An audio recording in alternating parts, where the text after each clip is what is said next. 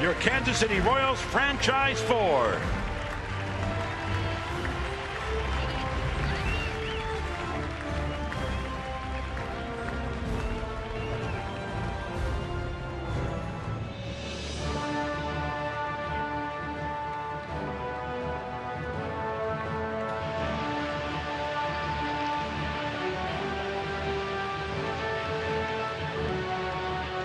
Now, ladies and gentlemen, with tonight's ceremonial first pitch, once again, we welcome your franchise 4.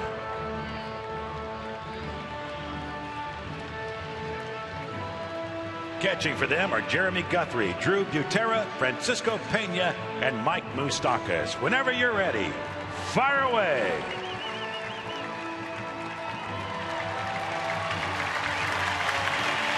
Thank you all, and congratulations.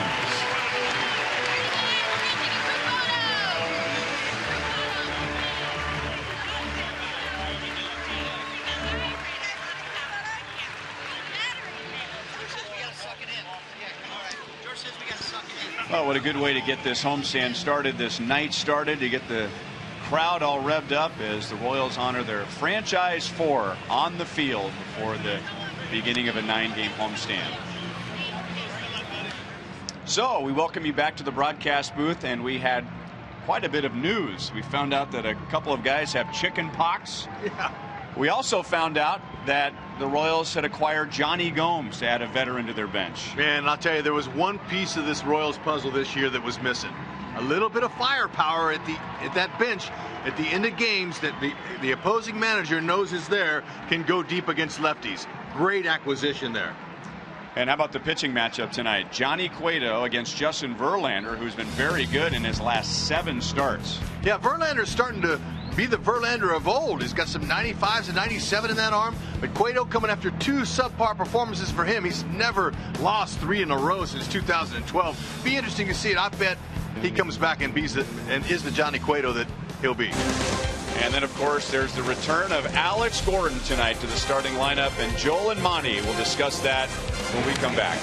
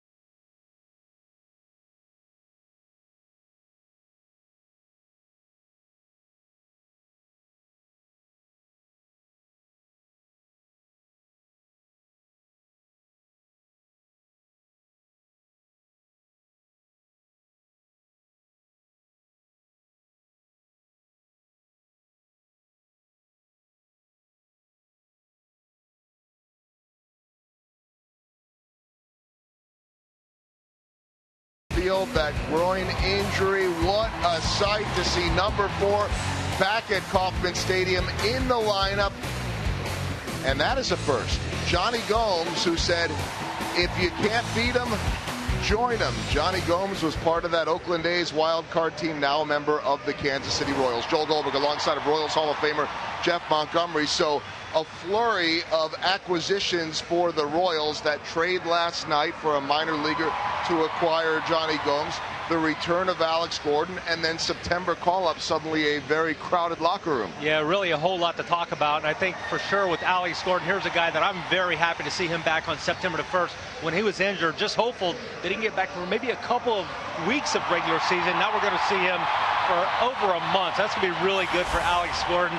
And then when you put Gomes in there, that's just a really nice right-handed bat to come in off the bench. A nice addition for them. The rest of them will fill some roles, eat some innings. In the case of Johnny Gomes, he crushes left-handed pitching. Johnny Cueto hoping to crush the Detroit Tigers. First pitch is coming up next.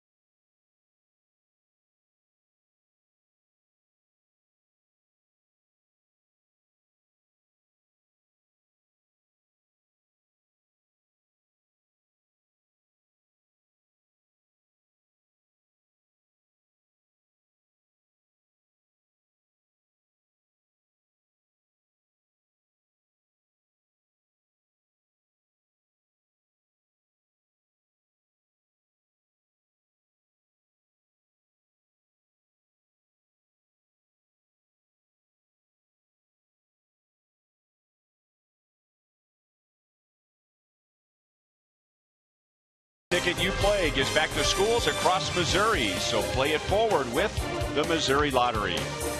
And by your Kansas City Chevy dealers. Visit your local Chevy dealers today for great prices on all the new 2015 vehicles. Slugger is in the Cueto spirit of things as the Royals take the field. Brad Ausmus is not.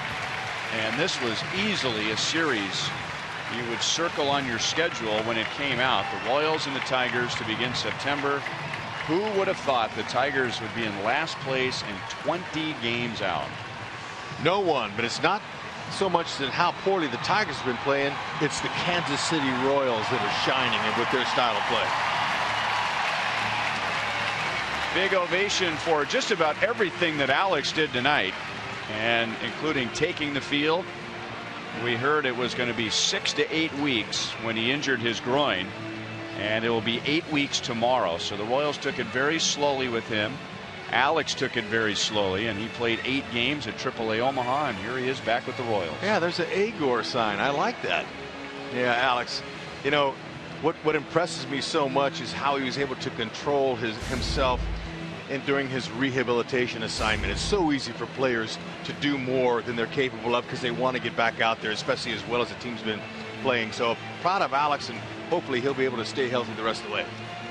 Kia puts us in the driver's seat. This will be Johnny Cueto's 4th start against the Tigers.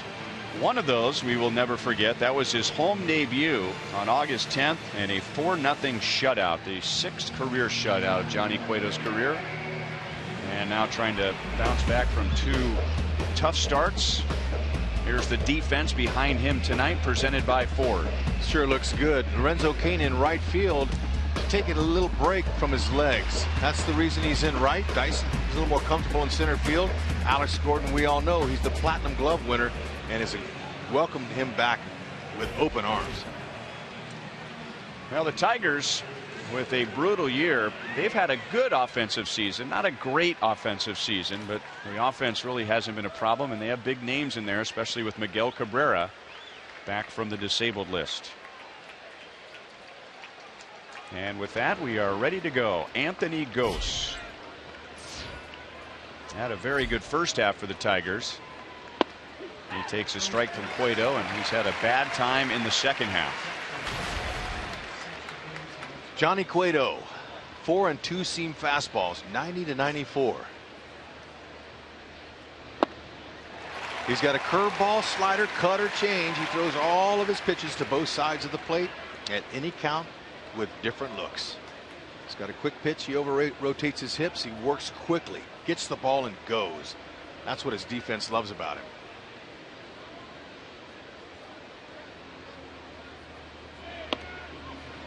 One and two. Now he shook off a couple of signs there, and no one was placing the blame on this when Cueto was knocked around by the Orioles on Wednesday, but he and Salvador Perez really appeared to have a tough time getting on the same page.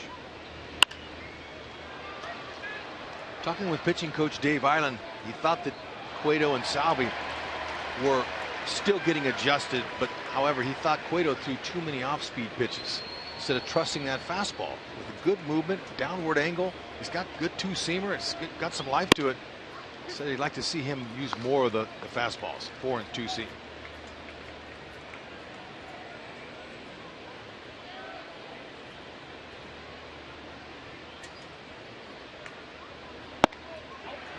And the count goes to 3 balls, 2 strikes. And you know, the couple of starts that he had that weren't exactly Johnny Cueto like, his shoulder was flying open and he was leaving the balls hittable up in the zone. It's that simple.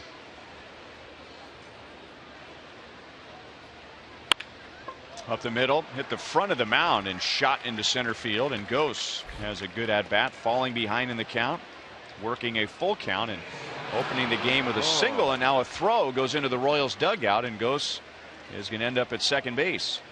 Escobar tried to catch him off. He's going to end up at third base because he had reached first and then the throw, so he gets 2 bases. He had already advanced to first base. It's the home plate umpire. Well, Gary Cederstrom, the home plate umpire, was the one pointing toward third base, and that's where Gose was headed, and now he's going to touch second base and go to third. Okay, big turn by Gose at first base, and when Dyson got Escobar the ball, Esky turned and fired it quickly, and it was offline. He thought maybe he could get it to Haas. They could put a quick tag on him, so looks like trying to do too much is get him into a little bit of trouble here in this inning.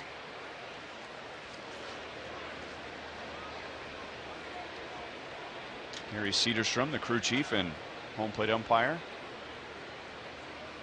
So runner at third with nobody out after the single and the air, and now a pop-up, and Salvador Perez makes a play for a big out.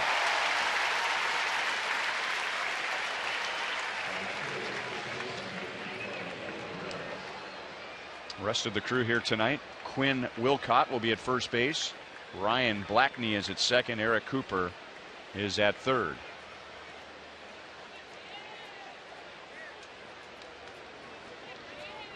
And let's see what the Royals will do with Miguel Cabrera and a runner at third base and 1 out. They will bring the infield in halfway. Somehow, some way, Cueto can figure a way to get this guy out. He's got a chance of getting out of this inning. There's no doubt one of the greatest hitters in baseball today. Cabrera, even with that long delay, still coming back raking. Has the best road batting average, best home batting average. And Fair ball. Yep. Just got the line over the bag. So the Tigers will get the run. Cabrera will hold with a long single, and Detroit leads 1-0.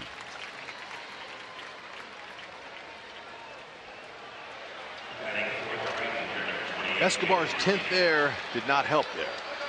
Happened early, the first hitter. Sometimes that happens in the game, but there's a four-seamer.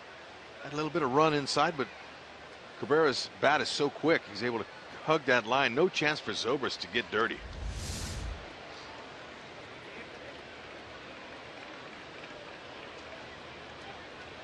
Escobar mumbling to himself as the air leads to a run, and now J.D. Martinez and his 34 home runs.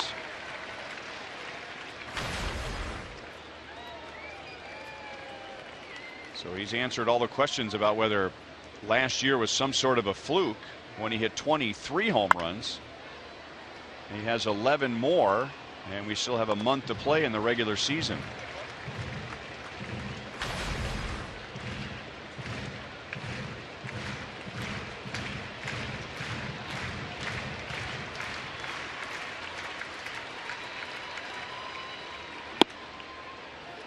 One ball, two strikes. Tigers come in. They have lost 4 straight, and they have lost 9 of their last 10 games to fall 10 games below 500. A little bit inside. First time in 7 years that the Tigers have fallen this far below 500. It's tough, you know, being a part of a team like that, and they're not used to it. A lot of those players on there, they're aging, and obviously they're witnessing the change of the guard. And sometimes, you know, your president, general manager gets fired. You know, there's a lot of people looking around, looking over their shoulders, going, I wonder who's next. And so sometimes that's a distraction for a team when you're scuffling like they are.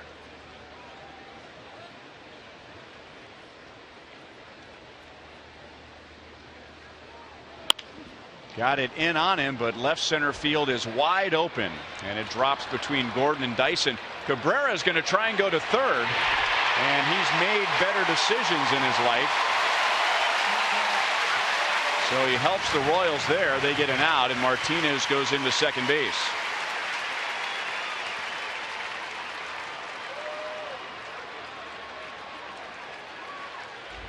That was a jam shot.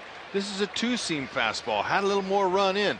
Nice job by JD keeping his hands inside. That ball was off the plate 3 or 4 inches, and it was lobbed perfectly, and Cabrera made the wrong decision. So an easy outfield assist for Gerard Dyson. Make that 7 for him now.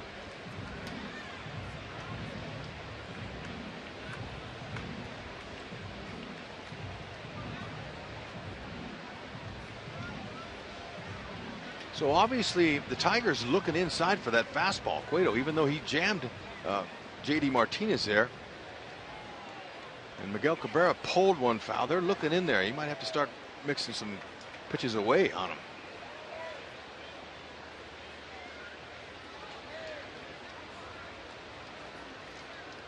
And now here's Victor Martinez, that has scored a single, by the way, for J.D. Martinez, and going to second on the throw to third.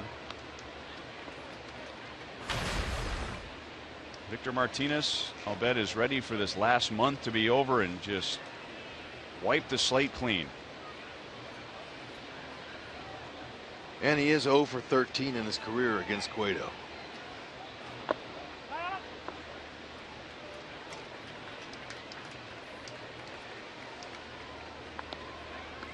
Victor hitting just .210 with a runner in scoring position this year. Having trouble with his left knee all year long. It's hard to hit on one leg. He's a little better on the right side because he's putting more of his weight on his right leg. And here on the left side, he's putting a lot of that on the left leg. It's tough to hold it. Great changeup. Last year, Victor Martinez finished second in the American League MVP voting to Mike Trout. 27 home runs at .327 batting average, but all those knee problems Hud was talking about Had surgery in the offseason and then was on the disabled list. Problems with that knee. 2 balls and 2 strikes.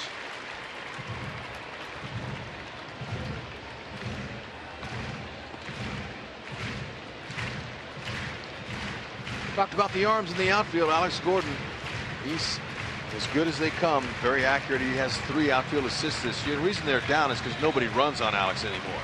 Dyson, he's got a well-respected cannon.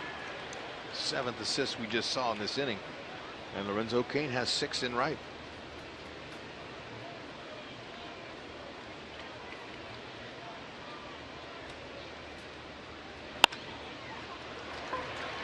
Out to left center again. Dyson the call and the catch. An error leads to a run, and Detroit leads 1-0.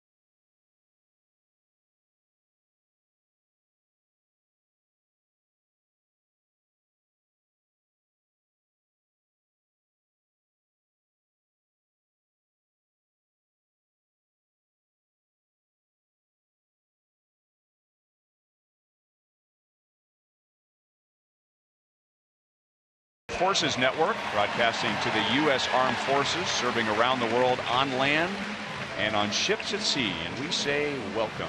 I'll say, way to go. Thank you for your support and protection.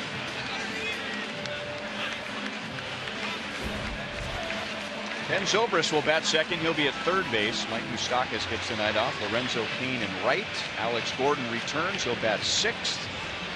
And Gerard Dyson in center field.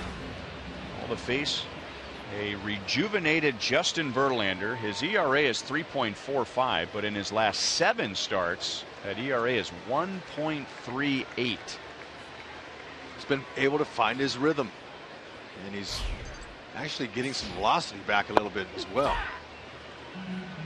He'll go 90 to 97.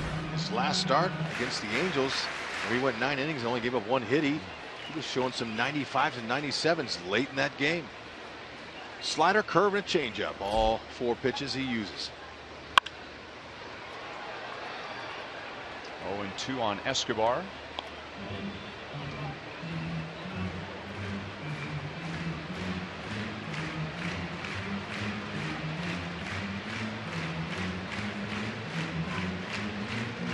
Esky just 11 for 59. That's a lot of at-bats, and a lot of Royals have seen Verlander many, many times.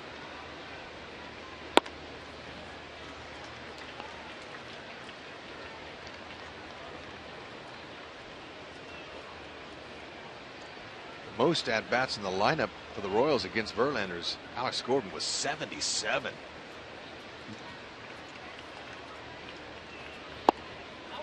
Two balls, 2 strikes.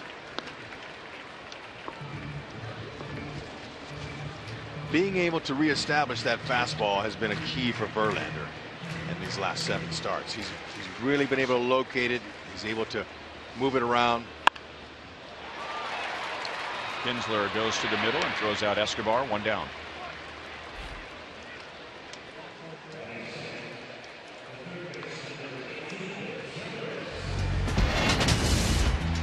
Tigers defensively, we like to talk about outfield assists. There's a big number out in right field. And assists are important. You know, it tells a lot of the story, but it doesn't tell it all, because a lot of times teams don't run on guys that have good arms. But we've witnessed J.D. Martinez, you know, very strong, throwing to second all the way to third base. Getting some outfield assists. He's been a very nice surprise in the 2 years he's been in that Tiger uniform, especially for the Tigers, getting him for nothing. He's had a lot of production for them. Ben Zobrist plays at third base tonight.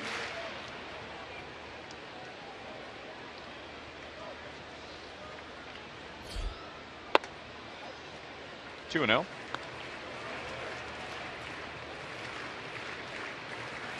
Zobrist has had his share of at-bats, 9 for 35 with 1 homer in his career against Verlander. Got to look fastball, adjust to anything else like a normal pitcher. But 2-0, he's got to come with a fastball here. And it's up and maybe out of the strike zone. Zobrist grounds out to Cabrera. And there are 2 away. Justin Verlander was 1 inning away from his 3rd career no-hitter on Wednesday. He did pitch a 1-hit shutout. Chris Iannetta, leading off the 9th, hit a double right on the left field line. And that was the only hit he allowed. It was his 2nd complete game 1-hit shutout of his career. Yeah, I mean, 3 inches to the left, and he's got another no-hitter. Yeah, there was no doubt about that one, as the evidence was all the chalk that flew up. So he got a lot of attention for that, and rightly so, to come that close, and with all of his struggles the last 2 years. And then again, I mean, this is something that's been going on for him for 7 starts. He is looking a lot like the Justin Verlander of old. 1-1 on Kane. Renzo's had some success. He's got a home run off him. If the fastball is the most important pitch, I don't care if it's Little League or the highest level that we're talking about up here. You've got to be able to have that fastball that makes the secondary pitches look better. And even if you're a guy who throws 86 miles an hour like Jared Weaver, he's still got to use that pitch to get that established to make the other ones look good. He took something off of that. Good pitch. Gose comes up in center field. So a quick 1-2-3 bottom of the 1st for Verlander as he and the Tigers lead 1-0.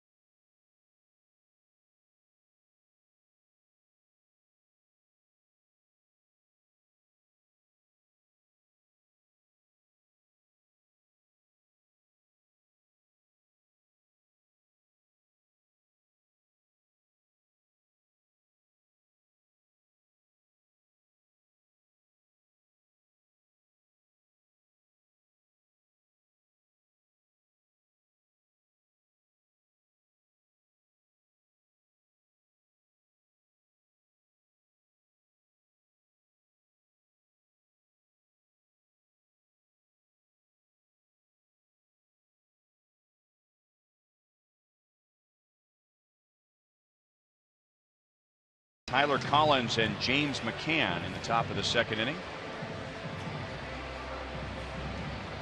Castellanos has a little chat with Salvador Perez. 15 home runs, 63 driven in for the second-year Tiger third baseman. He's a very talented hitter. He's hitting .340, 12 RBIs over his last 13 games. Good hands, uses the whole field. He's got some pop, like you mentioned.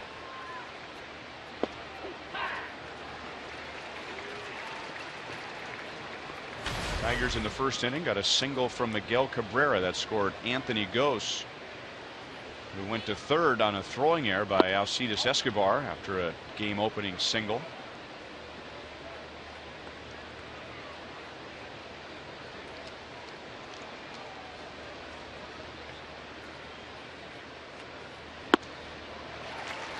One and two.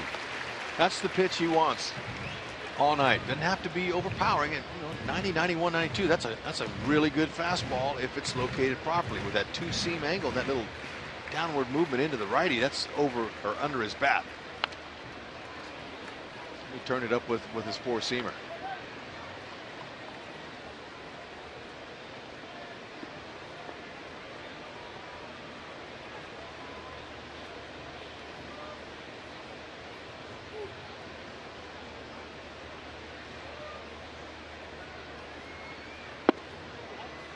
Two and two.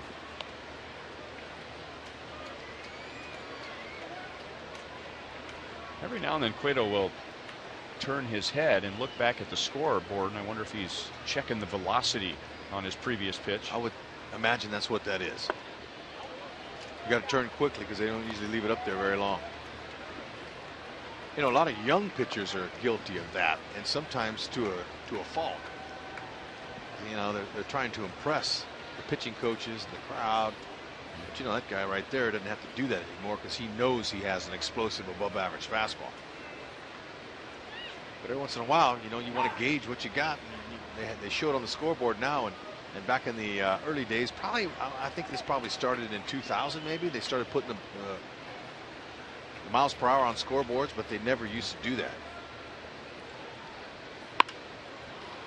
Right center field, Dyson has to play it on a hop. Castellanos is on with a leadoff single. I'm not sure exactly when they started putting that on the board. Well, now a pitcher can look up there and see what his pitch count is. Yep. Everything for the fan, which is good.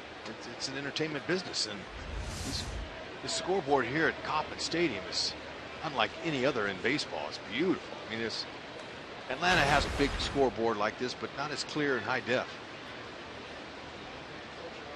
Now Tyler Collins, and he slaps it to left field. Alex to the line. Castellanos will go to third, and the throw comes in late. Collins has a double, and the Tigers have runners at second and third and nobody out.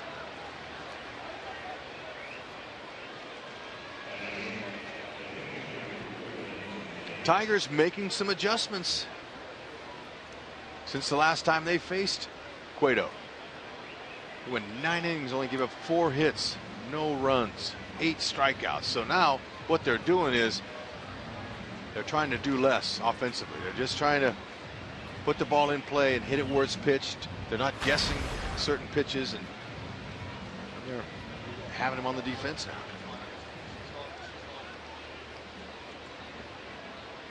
And now James McCann with Castellanos at third, Collins at second, and the Tigers already have 5 hits. 5 of the first 7 hitters have reached with a base hit.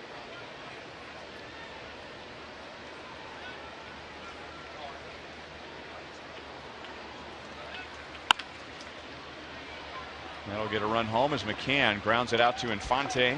Castellanos scores, and Collins goes to third. Detroit leads 2-0. Oh, McCann. He's going to score some points from Brad Ausmus, his skipper. That's a really good out there. You could tell how he took a swing on that inside pitch. He was guiding it with his bottom hand, trying to do that the whole way.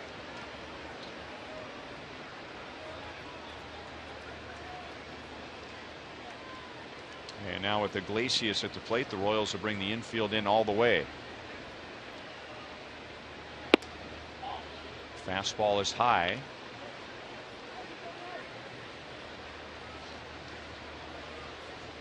So Cueto here would like a ground ball. Might hit one of the infielders, a pop up or a strikeout, but Iglesias is on a pretty impressive run of at bats without a strikeout. One of the best hitters in baseball with 2 strikes, and he's gone 40 consecutive at bats without a strikeout. Yeah, that's impressive. He's tough, and the way he runs to first base, it's not a gimme on any kind of a ball. Now, anything at these infielders are going to try to cut down the run if he is going home.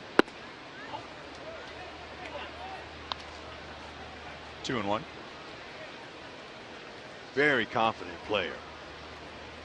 Excellent hands at shortstop.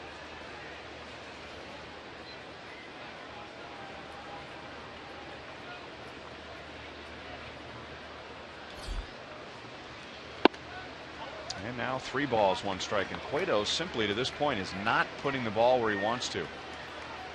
No, and you know, he just doesn't look confident. It's almost like he's pitching a little tentatively. Instead of challenge hitters and going right after him, he's trying to hit the corners and, you know, be a little bit too fine.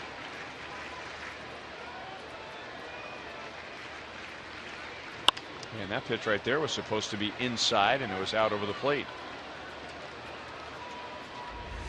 Well, these are some of the adjustments that he would like to make, but he hasn't been able to do it since that Boston outing. His last outing, he couldn't keep that shoulder in and have a little downhill plane and execute his fastballs down. And Dave Island expected him tonight to be able to make those adjustments. Still early. Tigers are hitting him.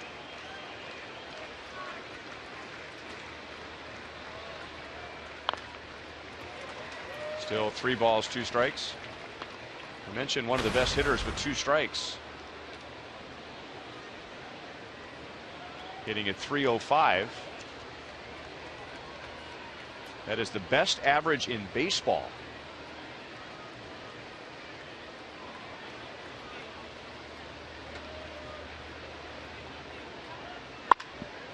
And he adds to that batting average. 6 hits for the Tigers. And they have a 3-0 lead in the 2nd inning.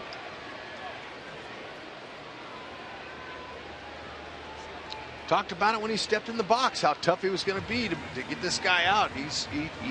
Anything out over the middle of the plate, he's got a good level swing. And there, 3-2, he was just looking for that pitch. And 2-seam fastball that stayed right down the middle. Challenged him, not down. If he works that ball down in the strike zone, he hits it and possibly at somebody. Gives the defenders a better chance to make it out for him.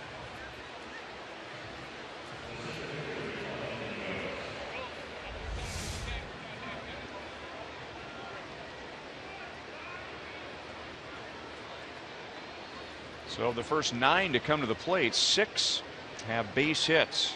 Only 1 extra base hit. And with 1 out in the 2nd inning, the Tigers are already beginning their 2nd time through the order. Changeup strike to Anthony Gose. He singled to center field to begin the game, and as he was rounding first, Alcides Escobar on the throw in from the outfield tried to pick him off at first base, and the throw went into the Royals dugout. And since Gose had reached first, he was awarded 3rd base. 1 ball, 1 strike.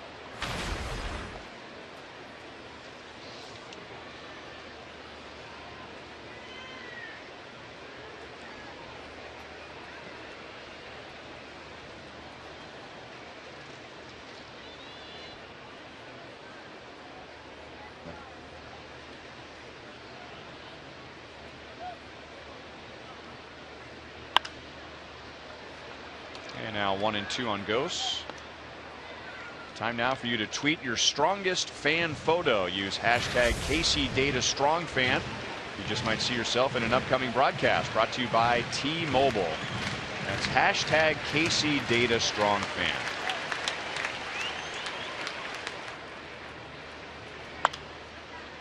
And again, that pitch is fouled away, but it was up at the belt or a little higher. Doesn't want to be there, especially to get that ground ball double play.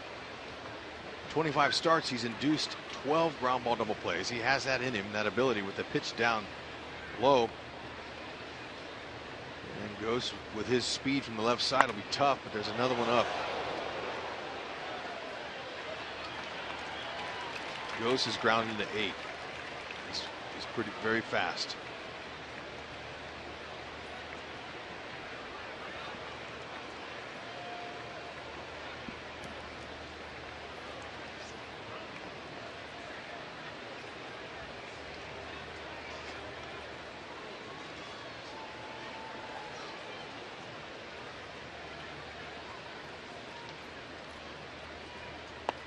Change up. Excellent pitch. And Cueto has his first strikeout. We remind you, as you enjoy a cold one, to look forward to Miller Time later in tonight's game, brought to you by Miller Lite.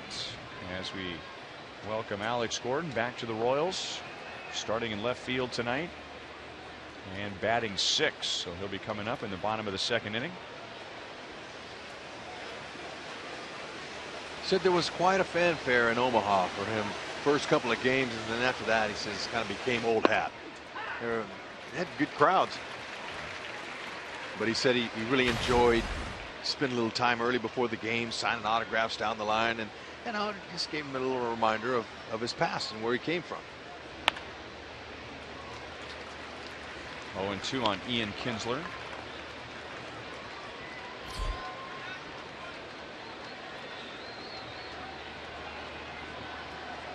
Kinsler with Ghost at 3rd and nobody out in the 1st, fouled out to Salvador Perez. And didn't have a very good swing, and now he's had bad swings this time up. And somehow he went down and got that pitch. Kane charges and comes in from right field to take a hit away from Kinsler. The Tigers get 2 more. It'll be Hosmer, Morales, and then Alex Gordon coming up in the bottom of the 2nd inning.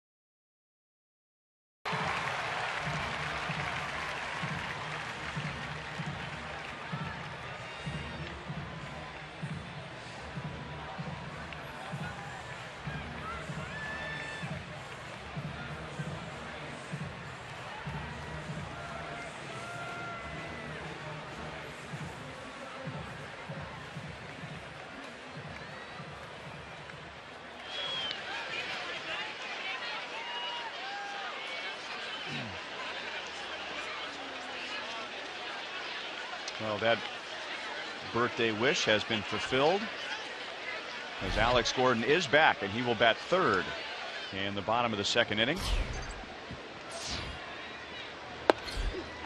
Hosmer takes a slider strike from Justin Verlander.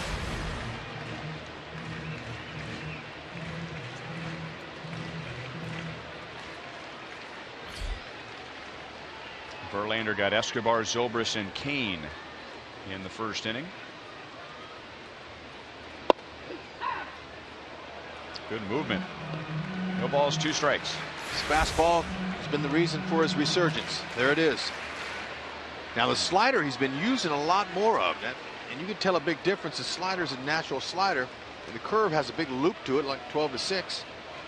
But more sliders recently. There was there.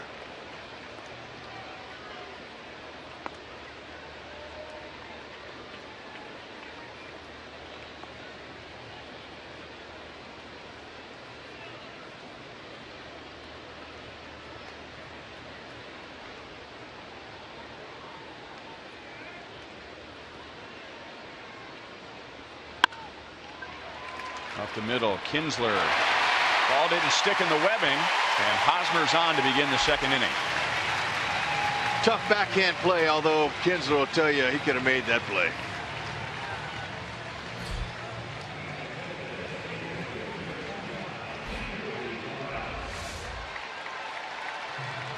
This play here, he had a chance to slow down a little bit and catch that. He didn't really need to make the play on the run because the ball was hit pretty hard. Kinsler will tell you he could have made it. And with that, he is hit with an error, bringing us to Kendrys Morales. That's his 10th error overall this year.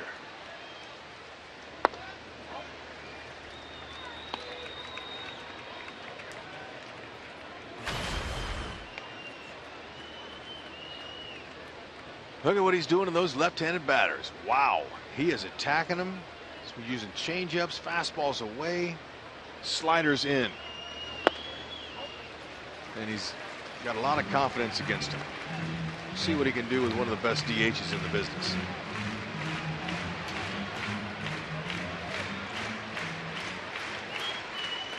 Morales 9 for 27 with a homer off him.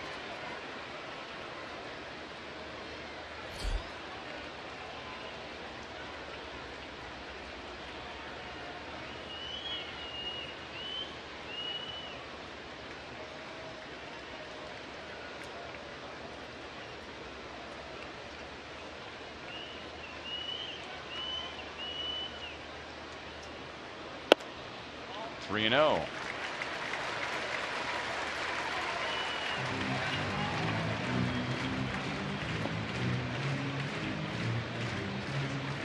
Alex Gordon may have a chance to come up with 2 on, nobody out, with the Royals down by 3 in his first at bat in almost exactly 8 weeks. 3-1.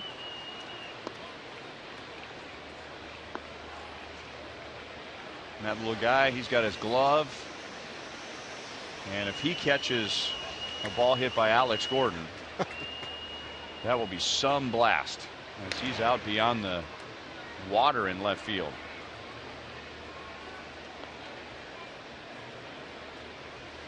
Out by the Miller Lite fountain bar. Oh man, what a pretty shot.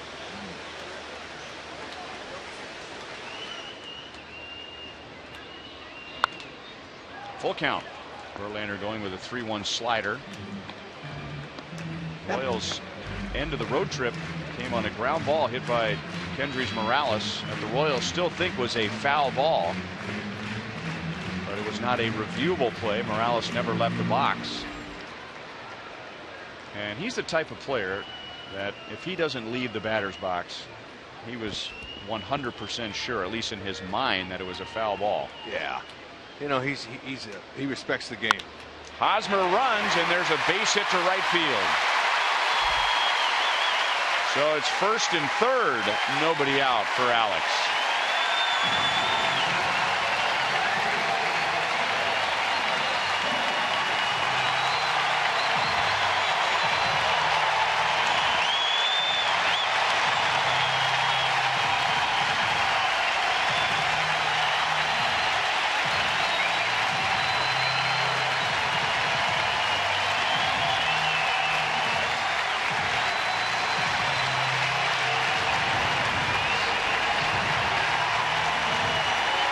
Dave Holtzman, our associate producer, made a very good point. Current Royals get the same cheers as former Royals do now, and the Royals honored the franchise 4 before the game tonight. And Alex pops it up into right field. Martinez has a very strong arm. Hosmer runs well. Hosmer's coming to the plate. He is around the tag, and McCann didn't hang on to it. So Alex, with one swing, drives in a run, and now it's 3-1.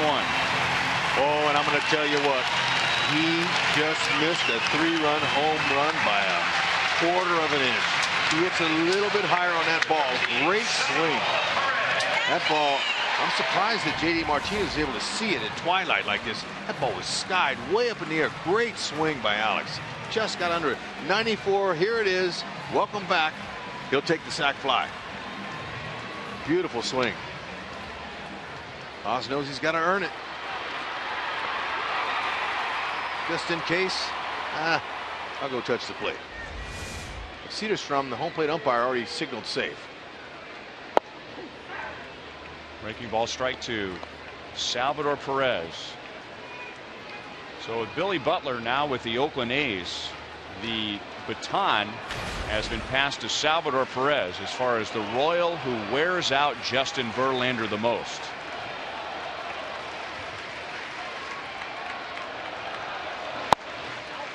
One ball, one strike. So that earned him a first pitch breaking ball. And believe me, pitchers and hitters alike know the success they've had against each opponent over their careers.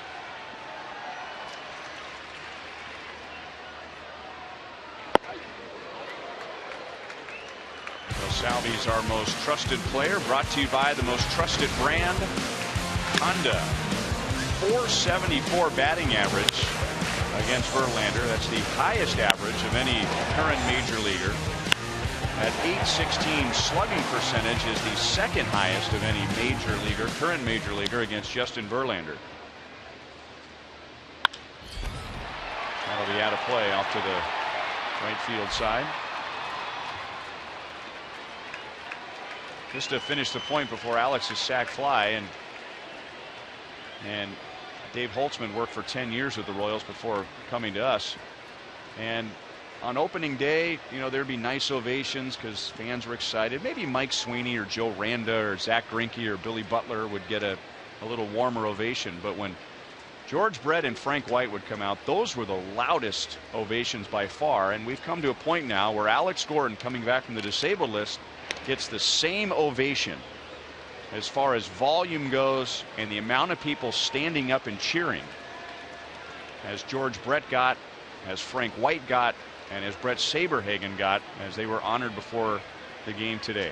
Yep. No, it just tells you a lot about the fans and how much they love him and body of work that he's done.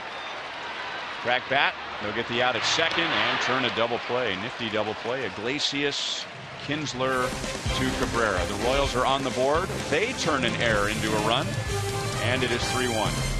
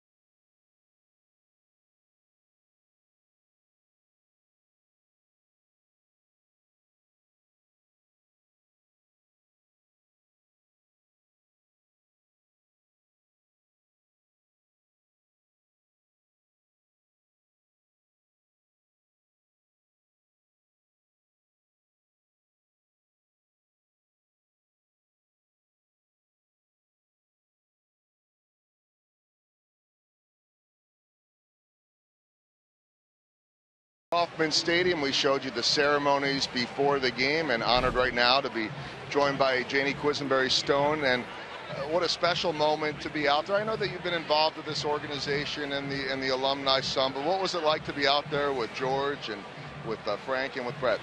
It was really special. I wish Dan could have been here. Watching the clips on the big screen really brought a tear to my eye, but it made it that much more real, and it was an honor and a privilege that I was included in the ceremony. Well, it was absolutely appropriate, and as Jeff Montgomery said, those are the 4 perfect guys to be a part of that. Now, you got a chance to throw out the first pitch, and we love the fact that we saw some sidearm action there. I had to do sidearm. I had to try submarine. I mean, that's what he did, so yes.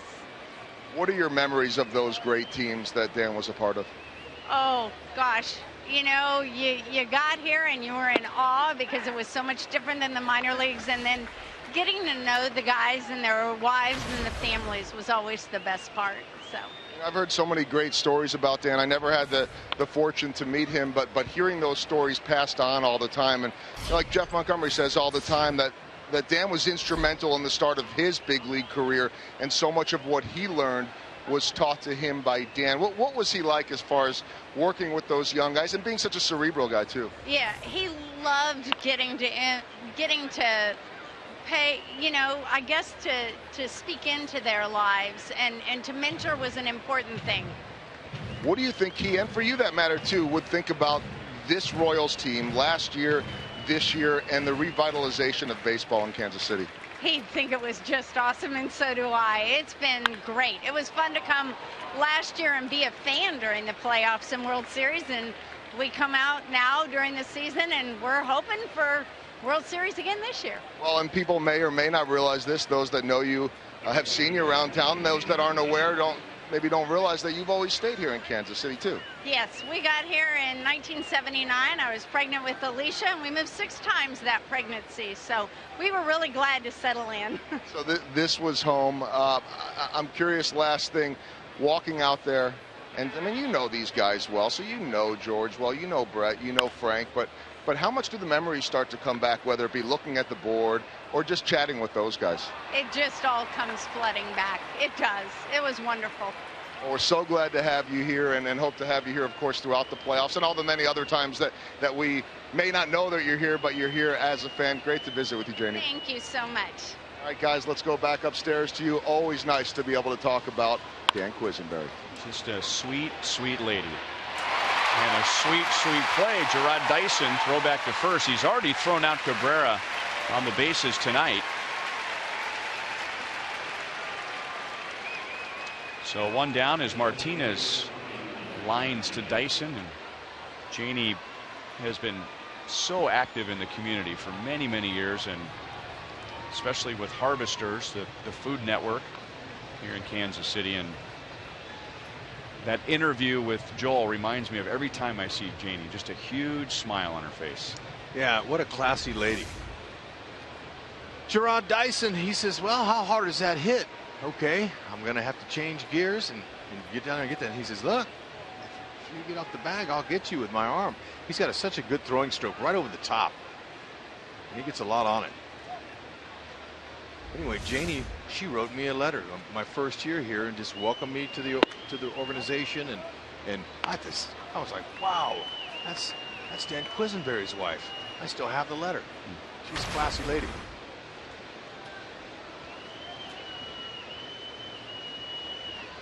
Martinez flied to Dyson in the first inning, way out in front of a changeup. 1 ball, 1 strike. That changeup, now that's a pitch that he's going to have to utilize more of, but he still wants to keep it even lower than it was. It's still a little bit elevated. He's got to get that finishing below the knees. Back with the pitch. That one was low.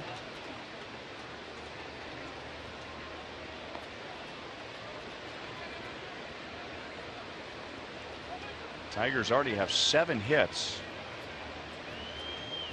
6 of the 7 have been singles. That's kept the score at 3-1.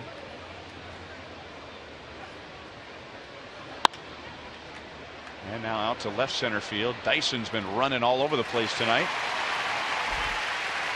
2 down.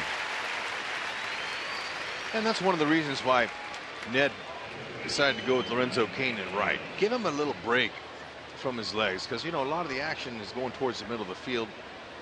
And also he wanted to get Lorenzo out there in case they have to use some defensive changes later in the season, like if they do, when they do get to the playoffs. And this combination was used quite a bit last year. Dyson would come in and run late in the game, and then when he would go in, Cain would move to right field.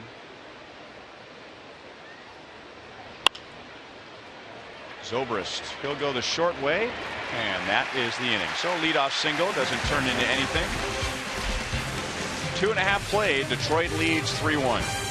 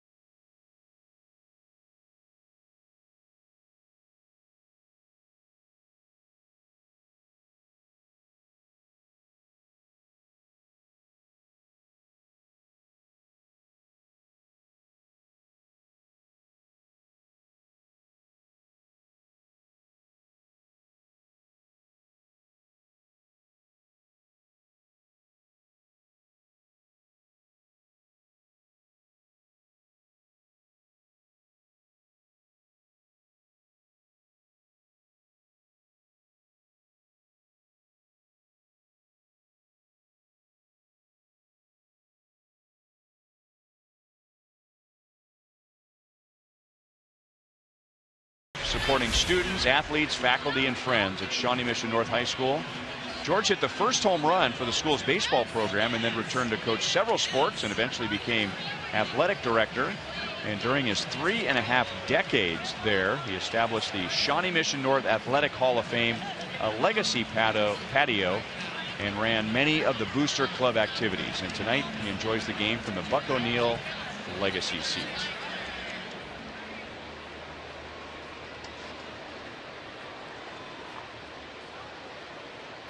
Omar Infante, the former Tiger, then Gerard Dyson, and now Cetus Escobar in the bottom of the third.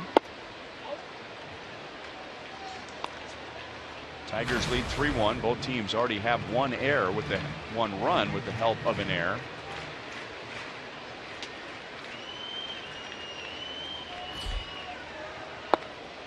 Two 2-0 on Infante.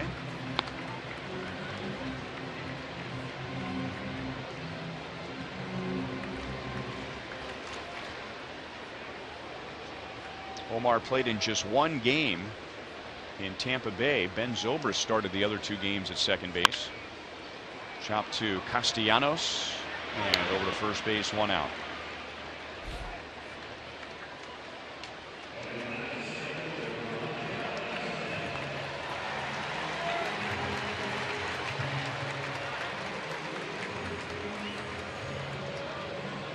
And now Gerard Dyson, as we look at our Toyota League leaders. Well, those who question the Royals offense this year, the Royals have answered. They are 5th in the league in runs per game, and only the Blue Jays have had more games scoring 6 or more runs. Well, largely due to their powerful lineup. You know, those home runs, pick up quick runs in a hurry, one swing of the bat. But you know, home run bats can be pitched to. But you got to be able to pitch to those guys. Keep it down. And the Royals, their offense, they're hard to pitch to too. As they make contact, they pressure teams with their defense. I mean, with their offense 1 through 9 in the lineup. So 2 different style offenses.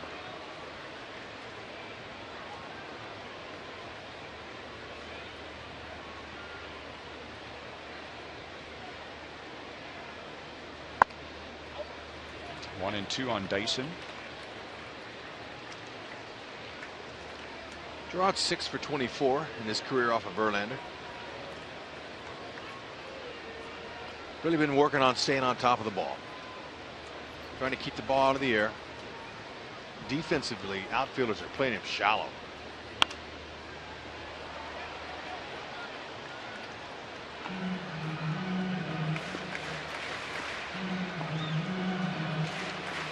Tyler Collins, the left fielder, he's over towards the line and in shallow.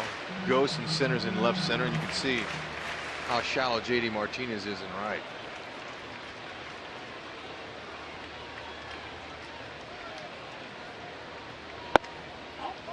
A little bit outside. 2 balls, 2 strikes.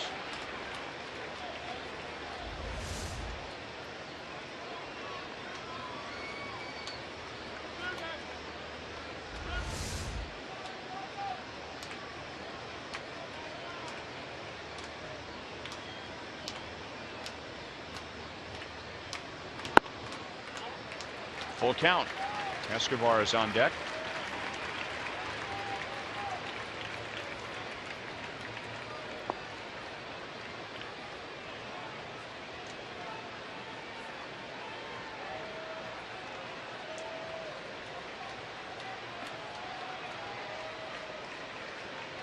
Going to try and get him with a changeup. And instead, it's a 1-out walk.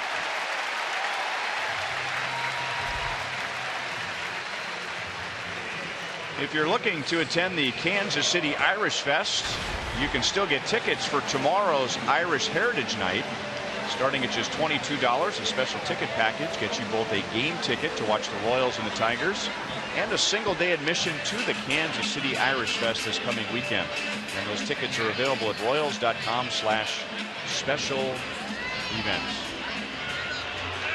He's getting most of that in his mouth. Look at that shot. That's beautiful.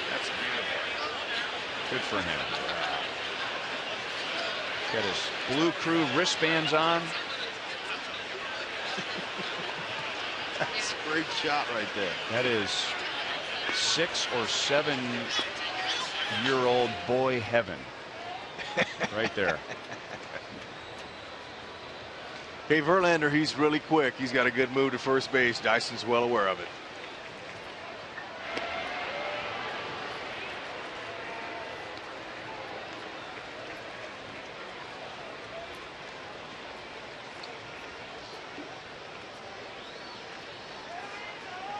Fourth in the league with 23 steals. Shortened up his lead. You have to. You know, a couple runs down here early in the game, you don't want to get picked off.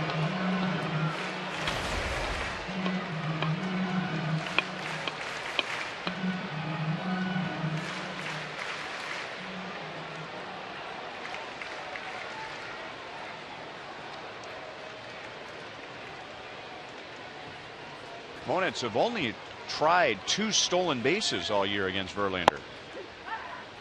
And been successful once. And this is his 14th start. He did start the season on the disabled list. He was having problems with his right triceps coming out of spring training, and that return just kept getting pushed back and pushed back. So he's missed a big chunk of the season. And still, through his first 13 starts and only 2 attempted stolen bases, that is low. Yep, a lot of respect.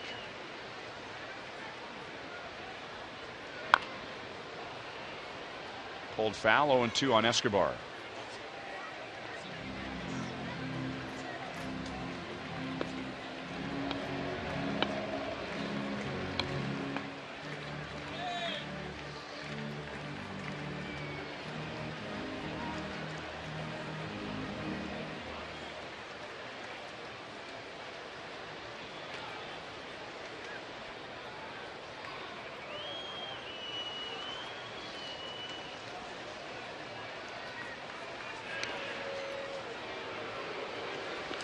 And one of the reasons, I'm sure, is that James McCann, the catcher, he's a young kid who's really taken over that role as an everyday catcher. He's got a great throwing arm. 37.5% of runners he's thrown out. So with that move that he's got and the fact that McCann can throw, that's limiting the base stealing attempts.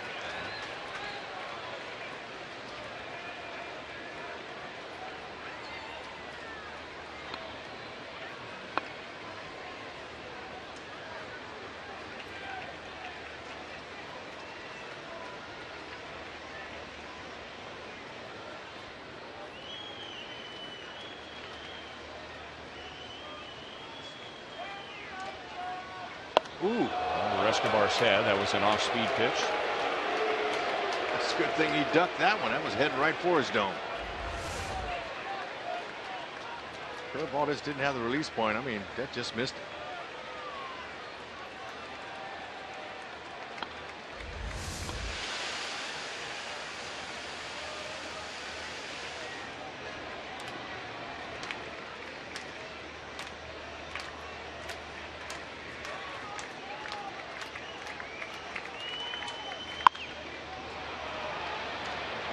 Castellanos and Iglesias go out. Castellanos in foul ground makes the play. 2 down. Now Ben Zobrist to the plate. We remind you to vote for the Royals Player of the Month at rallyhouse.com, and you'll be entered to win a majestic prize pack from Rally House as we begin a new month. Although this year, September will not be the final month of the regular season. With a later start, we will go into October. The regular season ends on October 4th, and the Royals will be in Minnesota.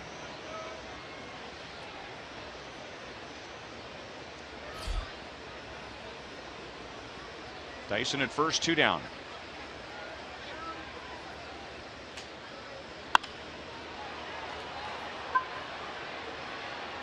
That'll be back into the crowd. 0-1.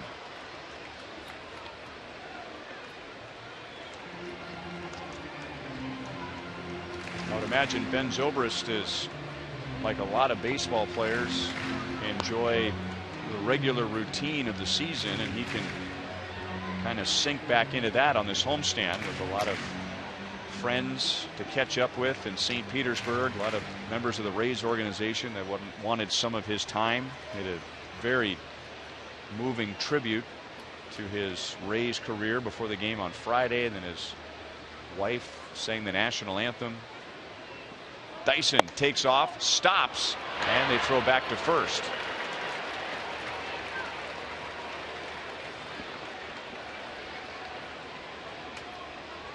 And speaking of the Player of the Month, we just found out that Ben Zobrist, in his first full month with the Royals, was the Player of the Month in August. Wow, that's extremely impressive.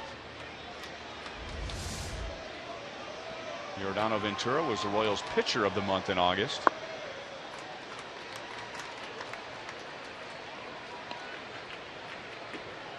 Congratulations to those guys. And you know, when you change teams, you know, that's a big thing, especially in the middle of the season. You know, you get used to your new teammates and all that, you know, your new surroundings and everything. Just is able to tell you about his focus and how he's been able to stay on what he can do. And that's just little things. Move runners along, get on base with his walks, play different spots. He deserves it.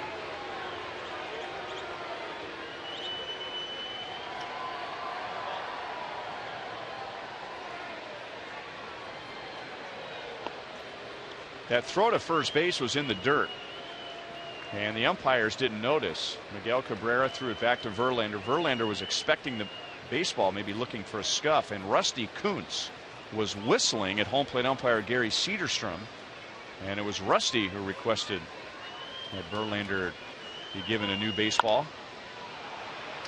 He'll pop up, and Iglesias back to the grass, and that is the inning. At the end of 3, the Tigers lead the Royals 3-1.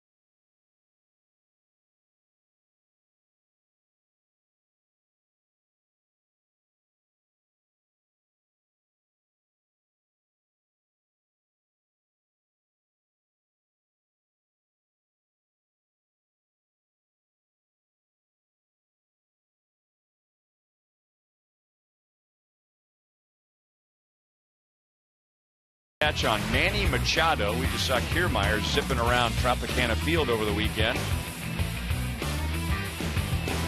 Was it better than the Mike Trout catch in about the same spot in Trout's rookie year?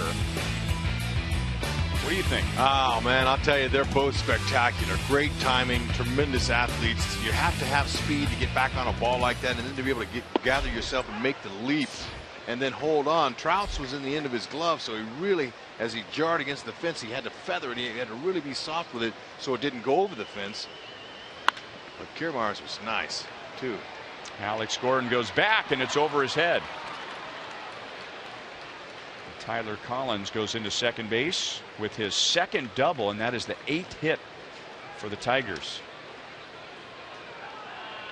We saw Collins earlier in the season when he just got called up, and he was just trying to pull that fastball. Dead red hitter all the way. Looks to me like he's made some adjustments now, and he knows if he's going to stay in the big leagues, he's got to be able to hit these off-speed pitches. And there was the changeup. We see Alex going after it, just taking it easy still a little bit there. There's no need in pushing it. That ball presented the same angle for him when he injured himself. He was going toward left center field, chasing a ball down like that. And while we're used to him making those catches, me personally, if he still wants to go 90% with a month to go in the regular season, that's fine with me. Ditto that for me too. And there's still a ways to go before the postseason, and Alex knows his body better than anybody else. And it's, you know, you can do all the drills, you can run, you can play minor league games, but there's another gear at this level that you can't simulate catching fly balls in the minor leagues or during batting practice. No, not at all. And I'm proud to see him kind of pull up there at the end. Oh man, the Royals had an out at third base. If Cueto makes that play, they do get an out at first base. Collins went to third, so if Cueto catches that ball, they have Collins out, and Infante bails out the Royals one away. Yeah, McCann doing a nice job. This young catcher here, he's got a great future. He's trying to do everything he can to hit that ball to the right side. Cueto will tell you he probably could have made that play, but just glanced off it. They were fortunate to get it out, because whenever that ball deflects off the pitcher, usually it ends up in a base hit. Infante, good quick feet, stopping in his tracks, able to redirect his path. But again, here he is again. This is Iglesias. Man, he was tough in this situation back in the second inning.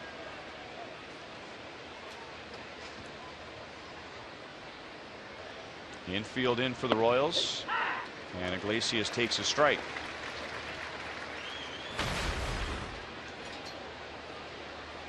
Cueto can't make the same mistake twice to this guy. He left him a fastball up right over the middle of the plate. He's got to keep it down. Hope he hits it at an infielder.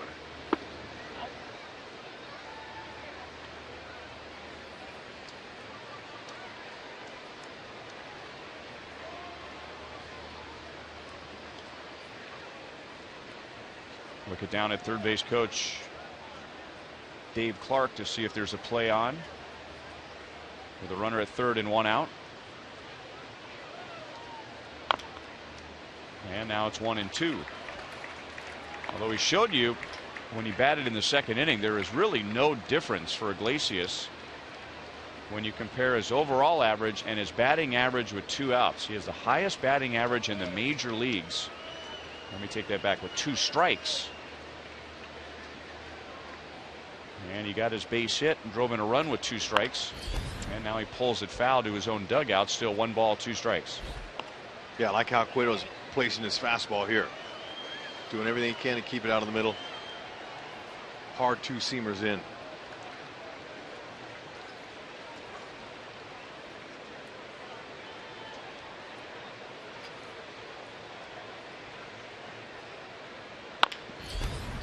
Going to have a play at the plate. Escobar, Perez out at home plate.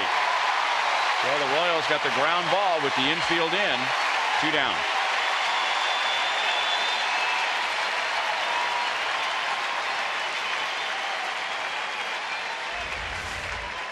And it's exactly what Cueto wanted to do. You know he's going to make contact with it. He's a good contact hitter. Escobar, perfect throw right on that home plate, that third base side of home plate. And he's had plenty of time to put it where he wants it. Collins out. 3-1 lead. They went with a contact play, taking their chances.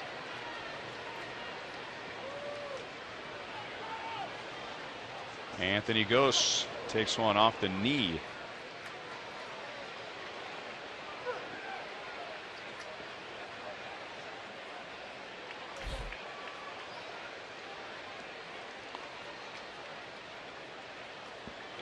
So he's down to first. Iglesias goes to second. Four-seamer tried to get it in there, just caught the top of his right knee.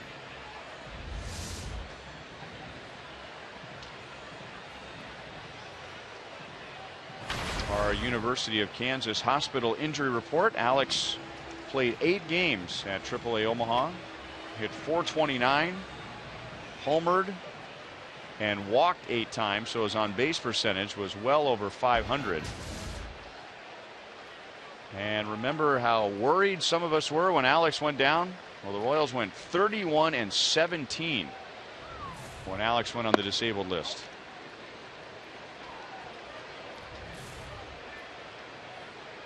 They had a 6-game lead, 6.5-game lead in the division.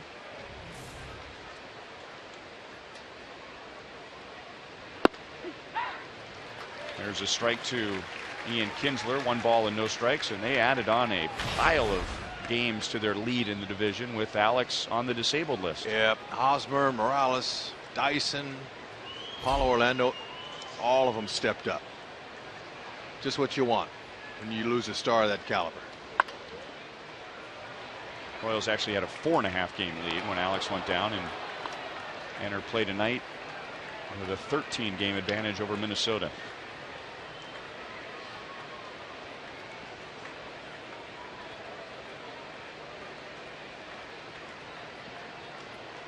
Kinsler has not had a good swing against Cueto yet tonight.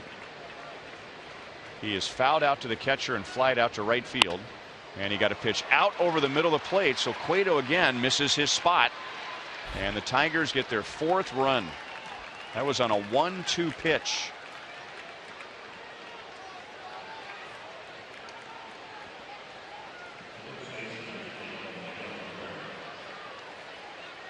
Kinsler had an idea he wasn't going to try to come in, although Salvi was setting up in there. And you can see how far that ball missed. That's right out over the plate, right where he was looking. 94. He's staying with more fastballs now, but still, he's having a hard time commanding it down in the zone where he wants it.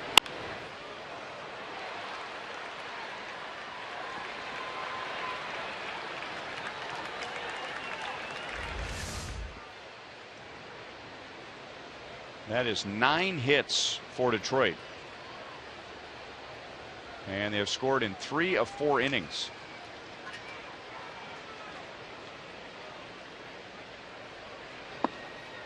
Slider is outside to Cabrera. He has singled twice, and in the first inning his single drove in Gose, who is standing at third base here. Kinsler's over at first.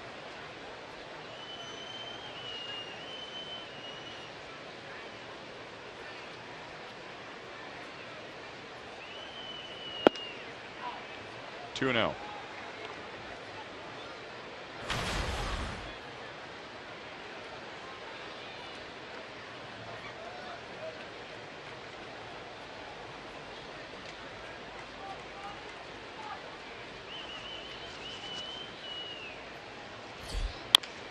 And that was out over the plate. Zobrist will play it across the diamond, and that's in time to end the inning. So another run for the Tigers. Cueto has given up 4 runs, 9 hits in 4 innings. Yikes.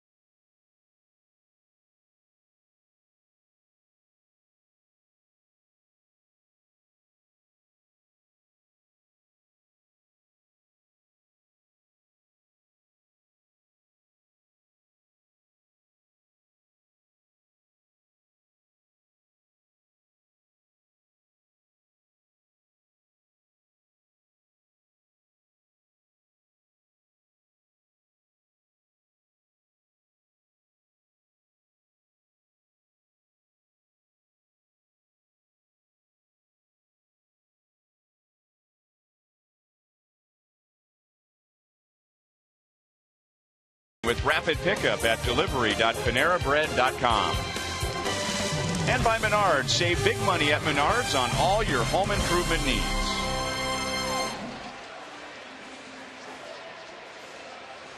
Kauffman Stadium, not quite jam-packed, but boy, you consider Tuesday night, school in session, and my, how far we've come.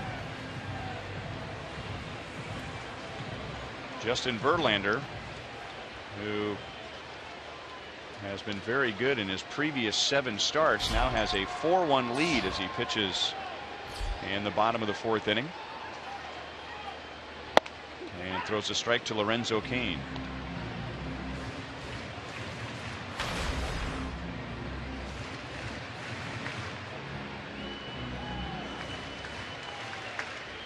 Lorenzo flied out to center field in the 1st inning. And now it's 0-2. That's that slider you've been talking about. Doesn't break much. No, but takes just enough off and has a little downward angle where it's a little deceptive to the hitter. Try to bust him inside.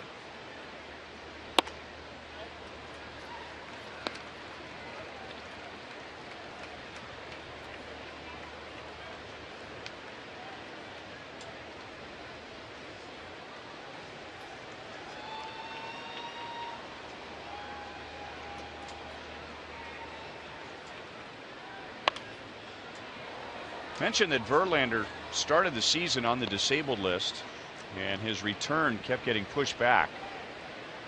In his first 6 starts, his ERA was over 6.5, and the Tigers were 0-6, and you could just feel the tension when he would pitch, especially in Detroit.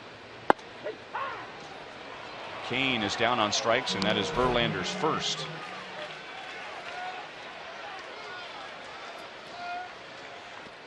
Well, you can tell by the body language and the execution of his pitches that he's a different pitcher. He's got a nice little down the hill angle working. He's got a good plane to the plate. He's stepping right to it. His angle is good, and he's free and easy. And with all of his experience, MVP, Cy Young, you knew he would make some adjustments. And it always takes time for a guy to come off of that top of that mountain throwing 98 to 100 and to learn how to control your pitches, not overthrow. And you just knew it'd be a matter of time before he made those adjustments. But he's able to conserve his fastball a little more. You know, we've seen some 94s, but you know he'll top 95. He even saw some 97s in his last start. But with that type of talent and his experience, he's getting it back.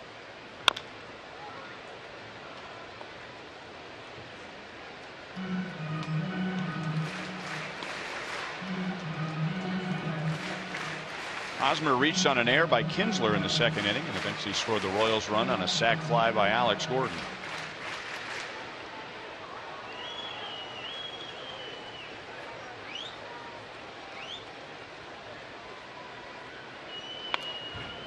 Still 1-2.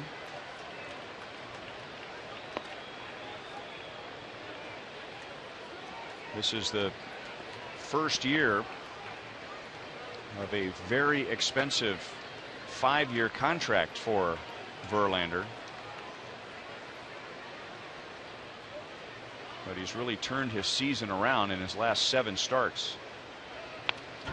And he's got Hosmer chasing pitches out of the strike zone, still 1-2. Yeah, so you're going to drop that hammer here pretty soon. You get him looking up in the zone like that. He probably has that in his back pocket, that slider or his curve. We haven't seen too many big curves from him tonight. Seen some changeups, but his sliders have been his go-to pitch when he needs it.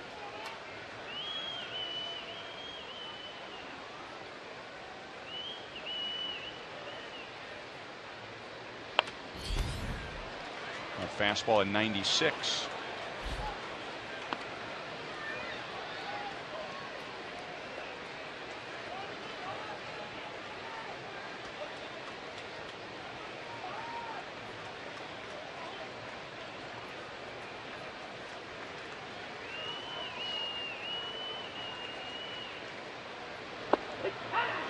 And then a backdoor slider strikes him out. So no strikeouts for Verlander in the first 3 innings, and now back-to-back to begin the 4th.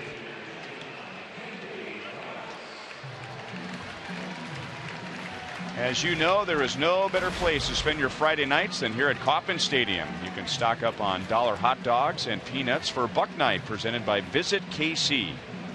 This Friday is our next Buck Night, and the Chicago White Sox are in town. For tickets, go to Royals.com or call 1-800-6-ROYALS. 2 down to Kendrys Morales. He'll take a changeup low. Check out, after all those 3-4 fastballs in a row up top, he went with a slider and it caught the outside part of the plate.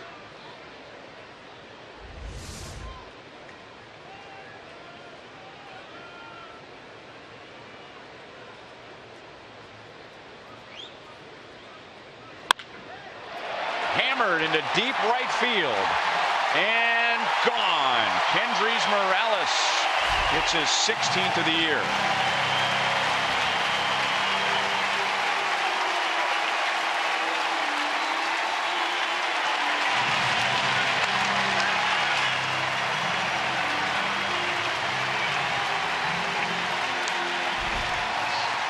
That was as clean of a stroke you'll see. Slider that just hung out over. Easy does it. Nice easy swing. Both hands on the bat with a nice follow through. Perfect. And whenever he puts his head down like that, that normally is a sign that he knows he got it. That is so clean.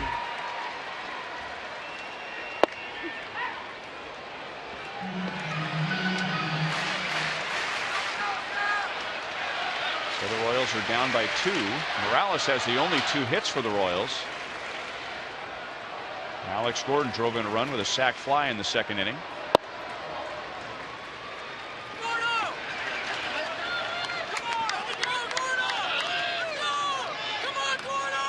Two things we've never seen before until tonight. Gordon and Agor. And yeah. Well, fans had a lot of time when he was out to start getting creative. But Verlander obviously not worried at all about that first fastball he saw the night where he almost hit a 3-run homer. That's 3 straight fastballs on Alex.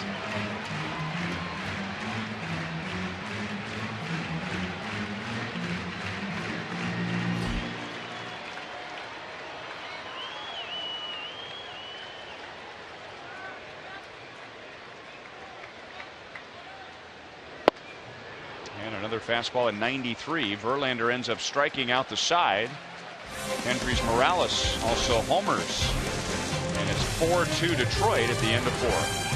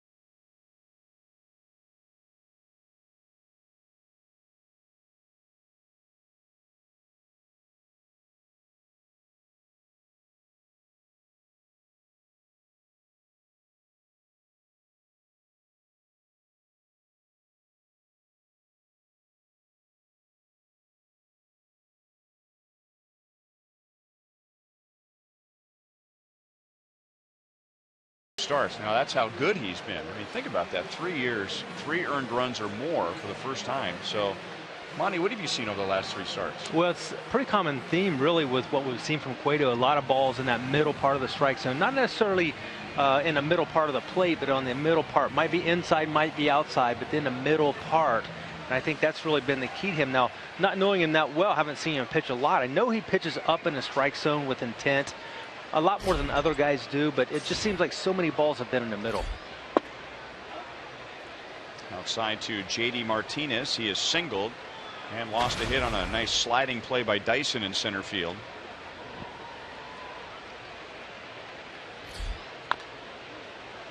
And now it's 1 ball, 1 strike.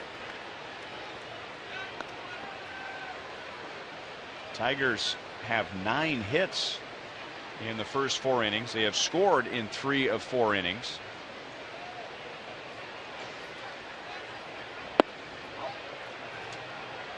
Two and 1. We haven't seen a quick pitch tonight. Yeah, and honestly, I think that's one of the things that we're missing from Johnny Cueto is that flair. We've heard Ned Yost and Dave Island talking about that swagger that Yordano Ventura needs to be effective. And I think that goes the same with Johnny Cueto. We just haven't seen that guy that's really kind of that entertainer, the guy that puts on that show within his start. Yeah, notice that. And I can tell he's not pitching with confidence. And it's hard. It's hard to be the showman out there when you're not getting guys out. So it kind of puts him back a little bit as far as his ability to be all that he can be. I mean, it takes a little bit of his personality and a little bit of his flair away. And again, I think that's part of what makes Johnny Cueto special and what makes Johnny Cueto very good. If Ventura's pitching, it's Cueto and Volquez hanging out together. If it's Volquez pitching, it's Cueto and Ventura hanging out together. And now tonight it's Ventura and Volquez. And we're going to see all 3 of those starters here against the Tigers. Strike 3 called.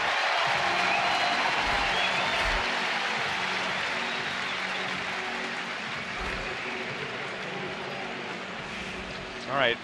Here's some of those pitches you're talking about, Monty, earlier in the game as the Tigers racked up 9 hits in the first 4 innings. Yeah, and you'll see the grid. A lot of those pitches are on the inside corner, outside corner, but they're still in that kind of that middle third up in the strike zone. And that's really doing a lot of the work for the hitters when you're elevating pitches like that. And we're seeing them, you know, with the 9 hits against him here in the 5th inning. That's a sure sign that he's not down in the zone. Academy Sports and Outdoors leaderboard, our starters comparison. Justin Verlander's given up 2 hits in his 4 innings. There, Cueto sped up his delivery and missed high. 1-1 to Victor Martinez.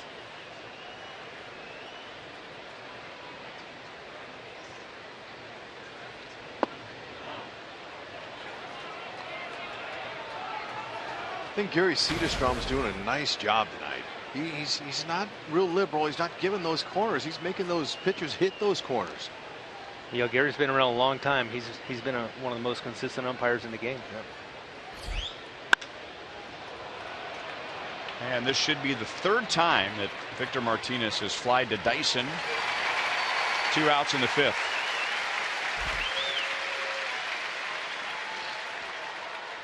And looking at Cueto going through his struggles of the last 2 games and here tonight again, I think you look at a player, it's like a hitter, Rex. You're going to go through the ups and downs of a season, and every year it gets a little bit more challenging to be that guy consistent from the opening day to the last pitch of the season. And I think that's maybe a little bit of what we're seeing with Johnny Cueto too, trying to get back on track. And once you get back on track, you have that confidence. But to be effective, I can tell you on that mound, you have to have confidence.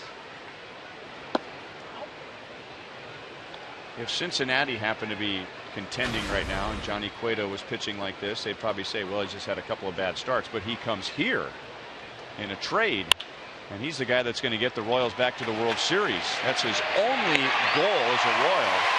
And even though he's been around, that's some added pressure. Absolutely, no doubt about that. First time he's gotten the Tigers 3 up, 3 down.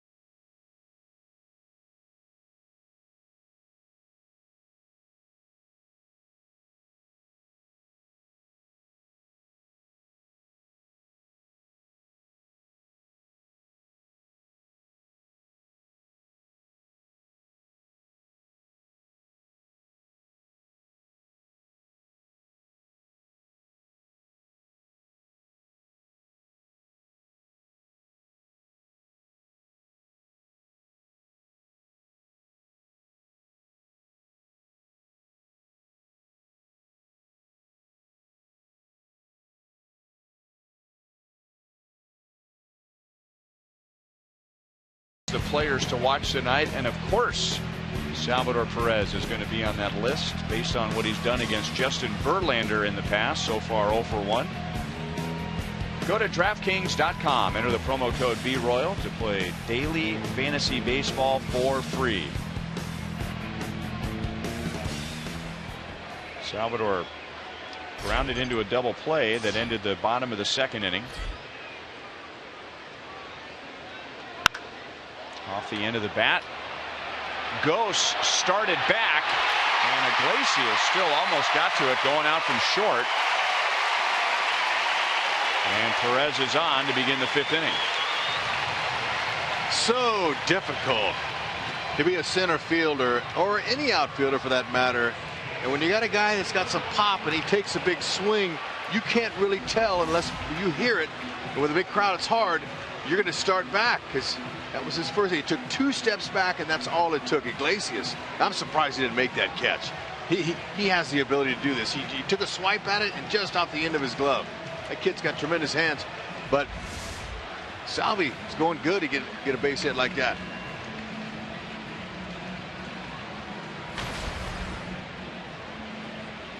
Infante grounded out to third in the 3rd inning.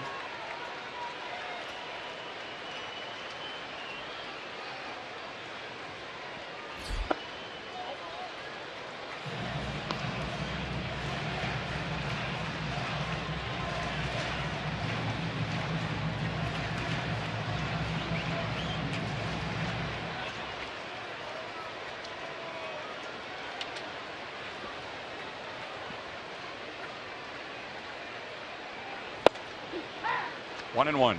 And you know, here we are in the middle of the game. I'm glad to see that Infante is not trying to bunt. Okay, you know, you're down by 2. 7 out of the 9 in the Royals lineup have hit homers off Verlander. So, you know, take your shot. Take a shot at a gapper or something like that.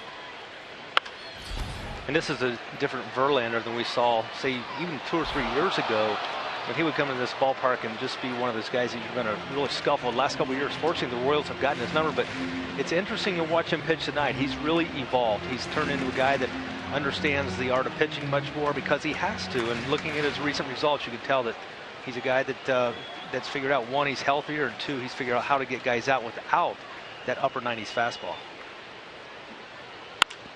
And that's off the end of the bat and will drop. Perez had to hustle as the Tigers had to play at second base.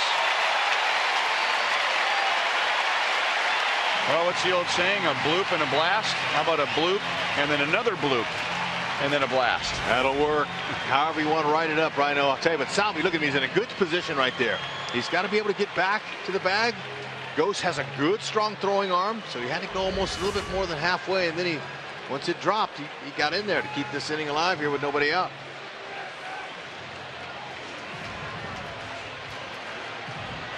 This is an ideal situation for Dyson. He can bunt for a base hit here, and at worst get a sacrifice. But would you take a shot here to bunt for a base hit? I would if I'm Dyson. He has that ability. Kinsler, you see where Kinsler is. He's basically, oh man.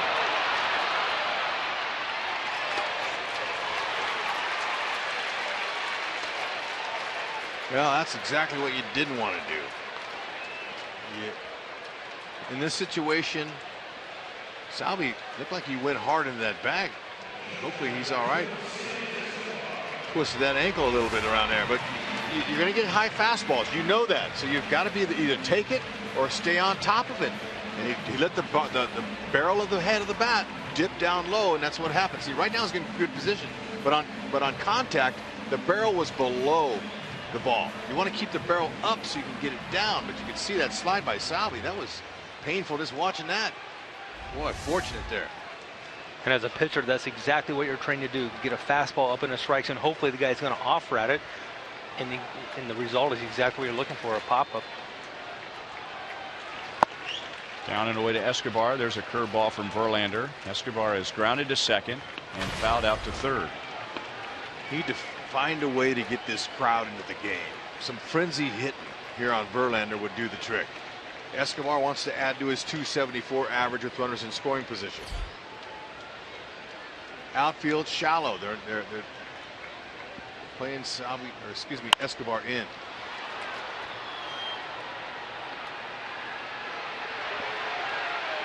Salvi will tag and head for third, and the throw is cut off by Iglesias, making sure that Infante stayed at first base. 2 down.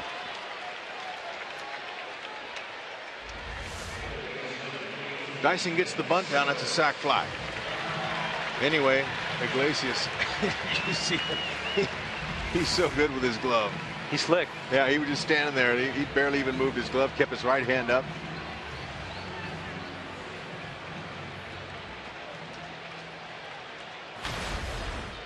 Zobrist has grounded to first and popped to short. He's been pitching Zobrist up in the zone as well. He's throwing him up right above the belt.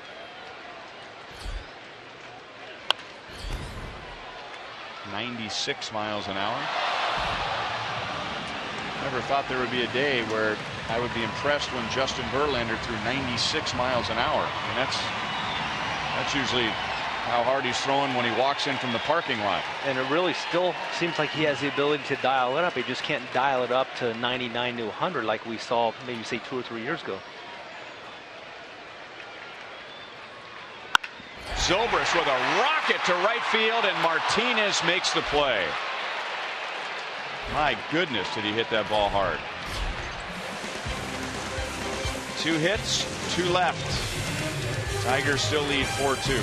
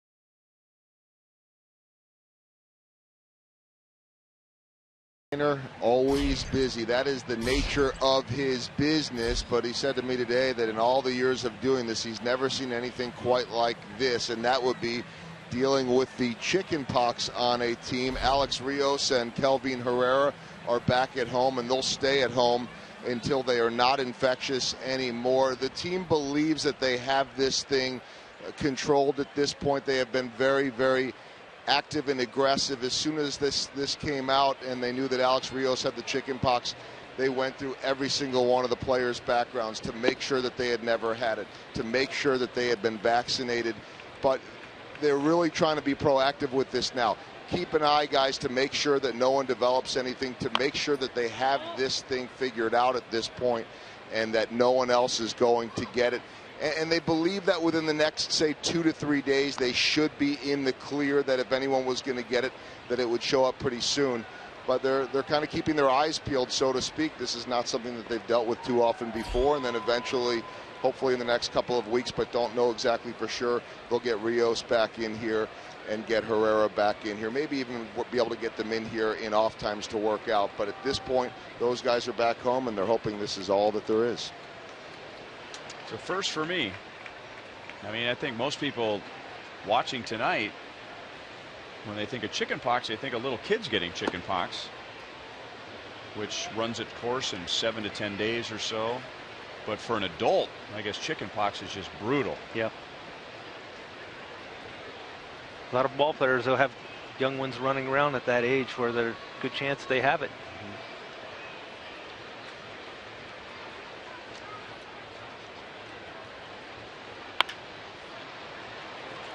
Very high into right center field, and Dyson wants it. Collins is out for the first time.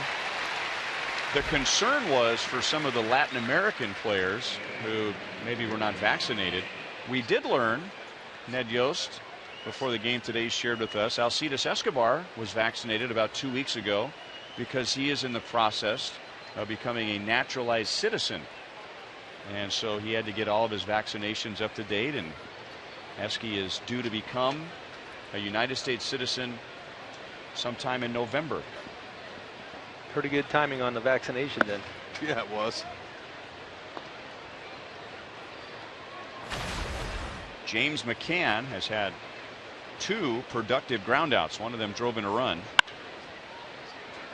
That was the ground ball to second base in the second inning, and then he moved a runner from second to third with a ground ball in the fourth.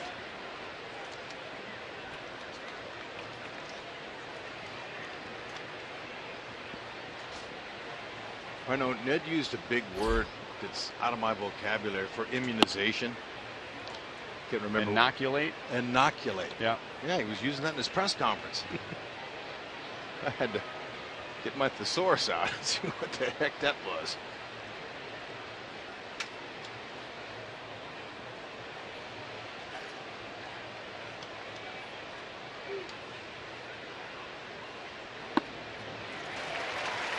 Two and two. Well, I guess if you're going to have 2 players with the chicken pox, it's probably best to have 1 pitcher and 1 hitter. They can have simulated games against each other. I mean, as long as they're not spreading the disease, they can be working out together. Look out. Ben Zobrist had the bat and the ball going in his direction, and he throws out McCann for the second out. It's never a good sign for a hitter when the bat goes farther than the ball does. That's a jam sandwich, that's for sure. Zobrist had to make sure the head of that bat was out of his way before he fielded that and stayed on top nicely with the throw. When you stay on top, the ball stays straighter. When you try to throw sidearm, that ball will sail on you. Good play.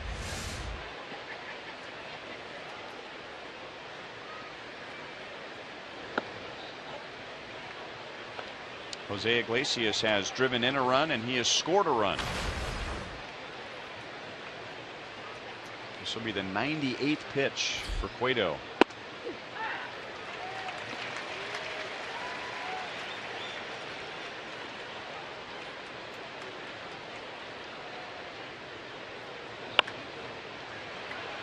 Cueto wants it. Let him have it. Hallelujah.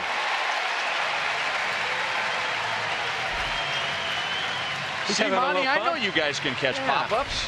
Absolutely. I like to see him having fun here. Johnny, Johnny, Johnny, take it, take it.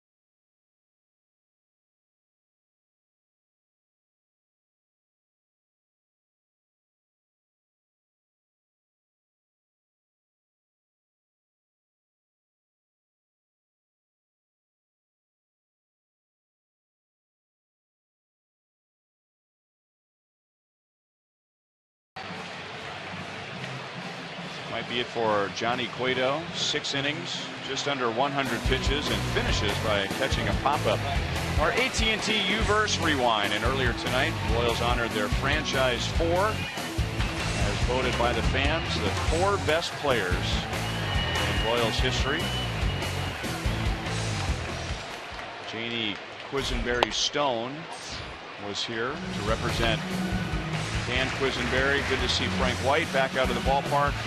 Brett Saberhagen flying in from California. George Brett here, and all throwing out the first pitch. And Janie trying to go submarine style with her first pitch.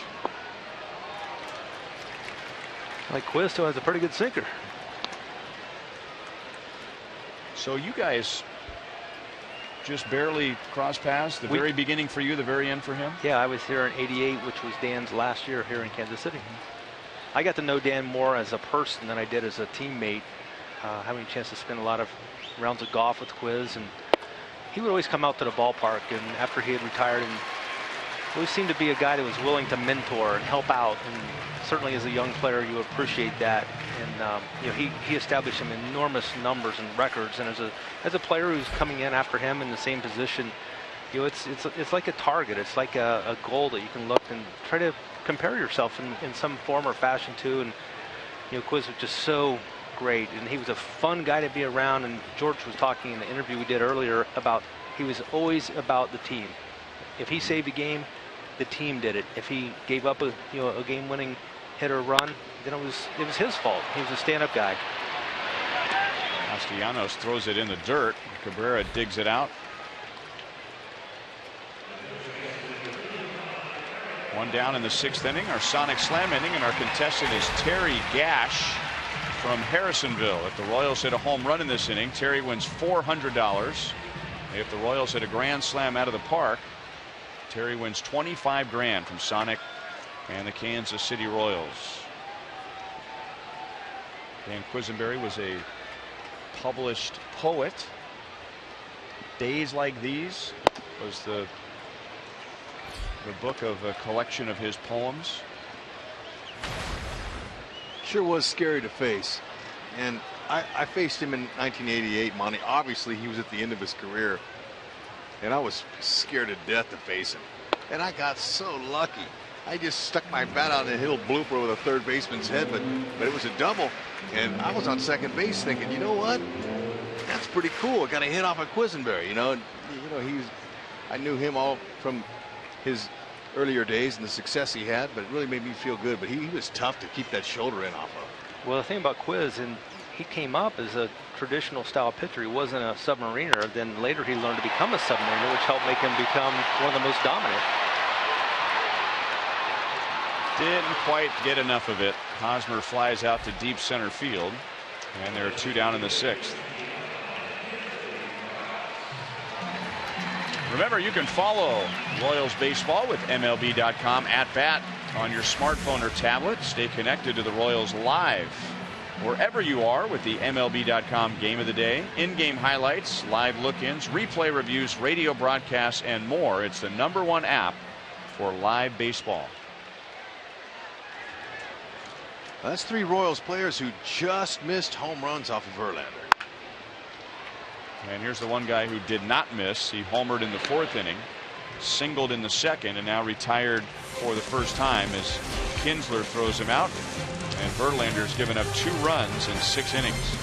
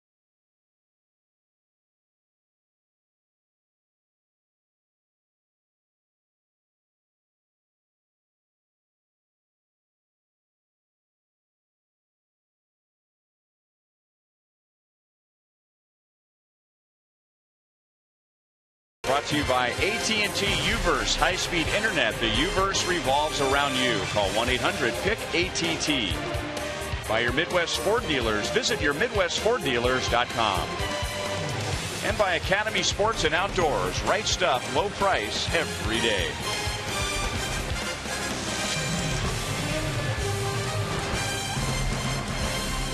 There's a guy that really impressed us in spring training, one of the Royals' top pitching prospects. Miguel Almonte is about to make his big league debut after spending the season at AA Northwest Arkansas and AAA Omaha. Yeah, really excited to see this young man get an electric fastball. You know, his changeup's pretty good too. He's got a lot of confidence in it. That's a field pitch, and to be this young to have command with it, we'll see. And his first big league pitch at 97 miles an hour results in a base hit to right field for Anthony Gose, who's on for the third time. Almonte is 23 years old, out of the Dominican Republic.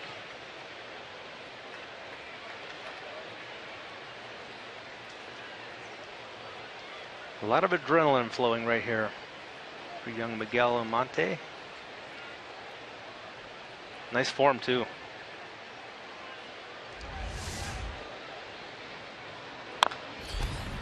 And now 96 and fouled away by Ian Kinsler.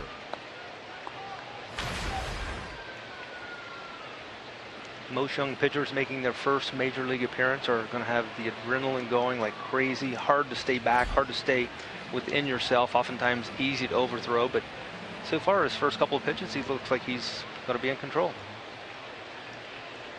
He's got a slurvy curveball too. We'll have to see it. I think Salvi might have said, hey, look, you know, Kinsler, he loves that fastball. We're going to be careful with our location with it. He's going to go back with it again.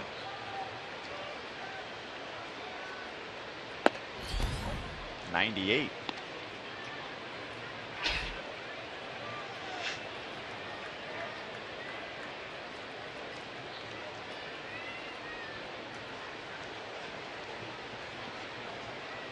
The ball had a little Ventura fade down and in. A lot of life for 98 miles an hour. Yeah. Ooh. Husk. He got him a fastball too, about 90.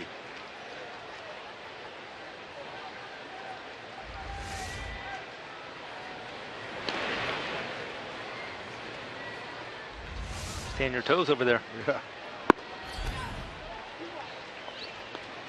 2-1 on Kinsler.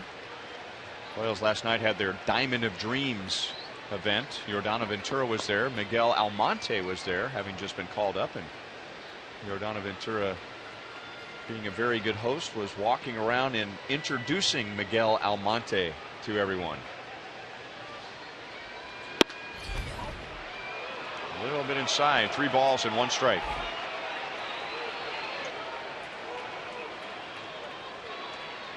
Last 3 pitches, 98. It's good downward action. Giordano informing Gary Cederstrom that should be called a strike.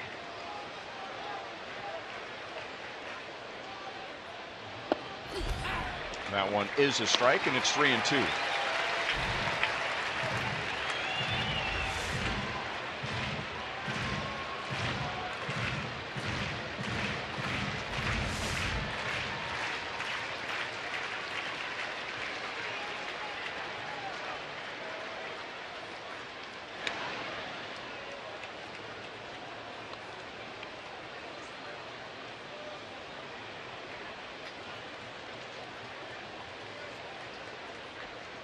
The 10 caught stealing for Gose this year is the second most in the American League, and he's running, and it's fouled away.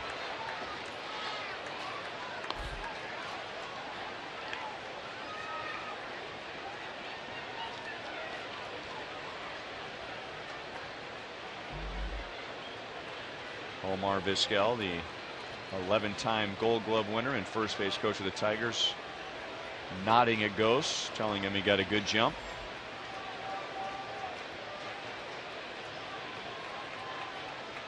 He's running again, and Kinsler blasts it to left field. Ian Kinsler hits a 2-run home run, and the first 2 batters that Miguel Almonte faces, single and then a 2-run home run to turn a 4-2 game into a 6-2 game. I talked about that fastball. Kinsler loves it, and you throw that many in all fastballs to a hitter like him, he's going to catch that. Yeah, I was really hopeful in that full count situation. He's going to trust his changeup, go to that changeup, a good off-speed pitch. Yeah, you throw one like that to him, he's not going to miss it. Welcome to the big leagues. Short and compact. Kinsler's 10th.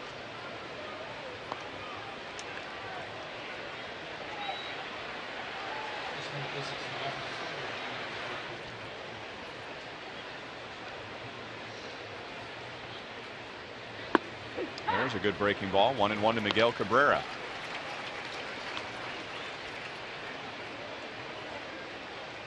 Miguel Almonte signed with the Royals in 2010 out of Santiago in the Dominican Republic.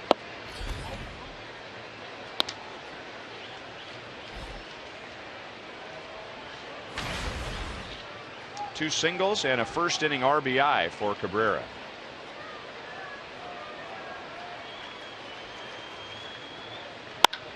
That ball's hit well to left field. And Alex is there to make the play. First put out for Alex tonight.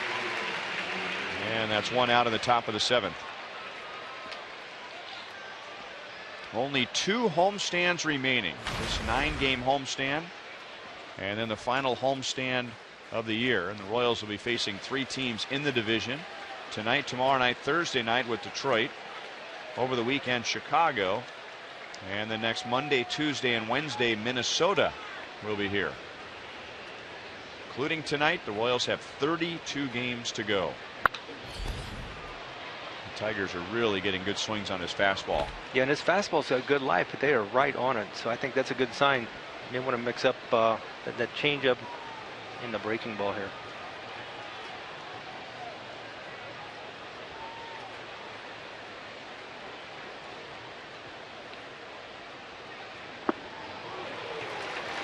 Oh, 2.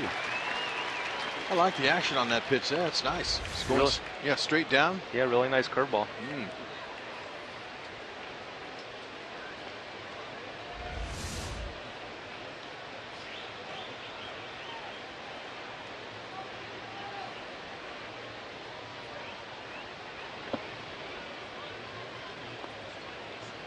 1-2 on JD Martinez.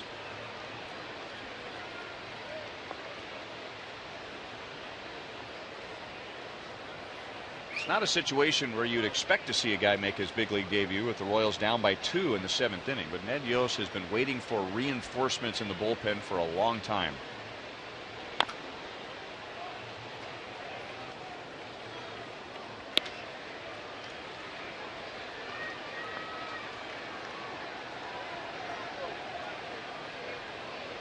Royals also called up a left-hand pitcher, Scott Alexander, and when he appears, that will be his first big league appearance.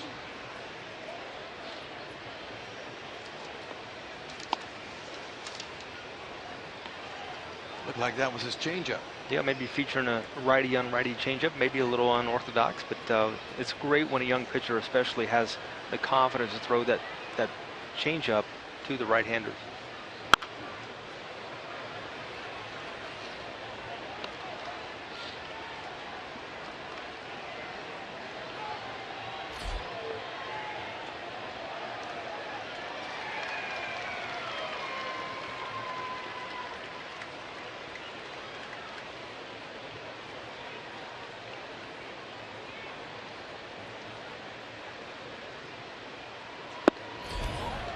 Just outside at 98.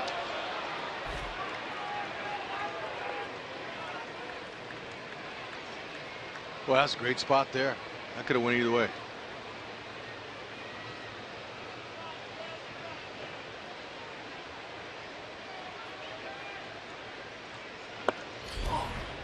And that's a little too low. 3 balls, 2 strikes. Sal doing his best to frame those pitches for Almonte hoping Cedarstrom would give him that called third strike.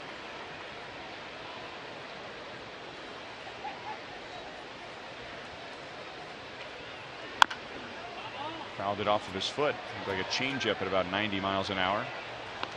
And you know, it's unfortunate for Almonte. He couldn't face the bottom of the order at least to get his big league career in the way. He's facing some of the best hitters in baseball here in this Tigers uniform, with the Tigers here. Kinsler, Cabrera, JD Martinez, Victor coming up. He's getting thrown right in. He is. But I think that's what you want to see. You want to see what he does against the best. And we saw last year Brandon Finnegan coming in big situations on his debut and thereon, and did a nice job. There's a good pitch in on him. Hosmer will take it to the bag. 2 down. All that pitching that the Royals required to trade away to get Johnny Cueto and Ben Zobrist, John Lamb, Brandon Finnegan, Sean Manaea, Aaron Brooks, Cody Reed. This was a pitcher that they really wanted to protect, Miguel Almonte. Right, I kept hearing his name as one of the guys that they really were going to do everything possible to make sure they kept in the system, because Dayton Moore understands the value of those power arms.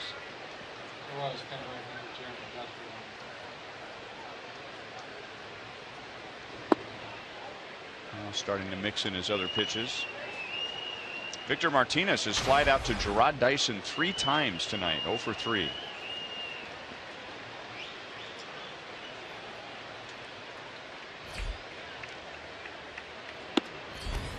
Two and 0.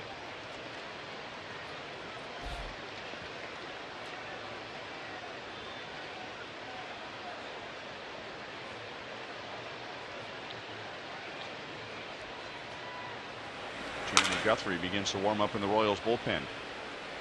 This will be Almonte's 25th pitch of the inning.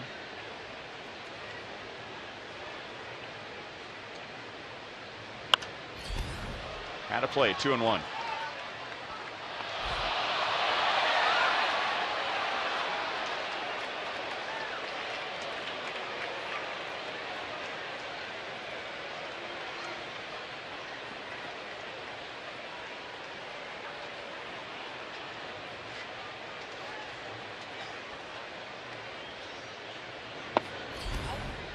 Three and 1. Castellanos is on deck.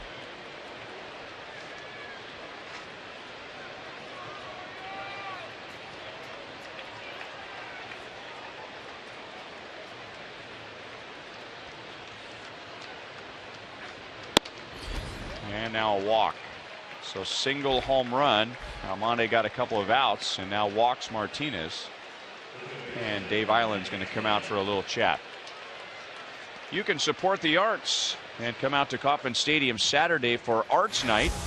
Pre-game festivities will take place in the outfield experience, featuring an array of interactive booths from the local art scene. A live chalk artist creating a Royals-inspired mural, and live music from the local music group Victor and Penny. And the purchase of this discounted ticket package provides a $5 donation to the Arts KC Fund.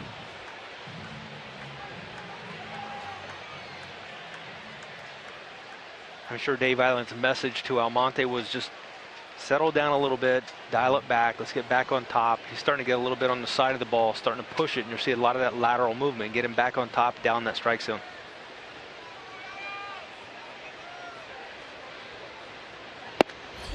Is that a result of using the body to try and muscle up and get a little extra? Well, you're making your first appearance, so it's hard to really kind of stay calm and stay within yourself. So I'm sure a lot of it has to do with just trying to maybe overthrow the ball a little bit, trying to do a little more than he's really required to do. Because we hear that a lot from Dave Island, we hear that from Ned Yost, we hear that from you about a guy flying open.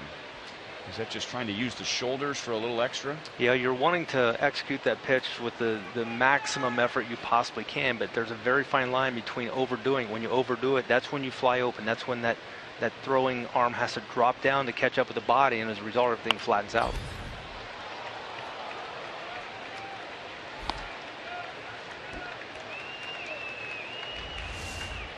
Let's see from behind home plate shot here.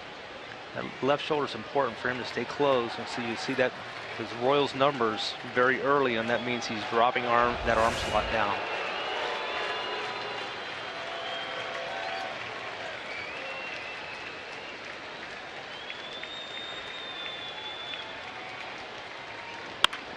Castellanos out to Escobar, and that's the inning. So Almonte makes his big league debut. He gives up a couple of runs on the home run to Kinsler. Stretch time at Kauffman Stadium. The Royals are down by 4.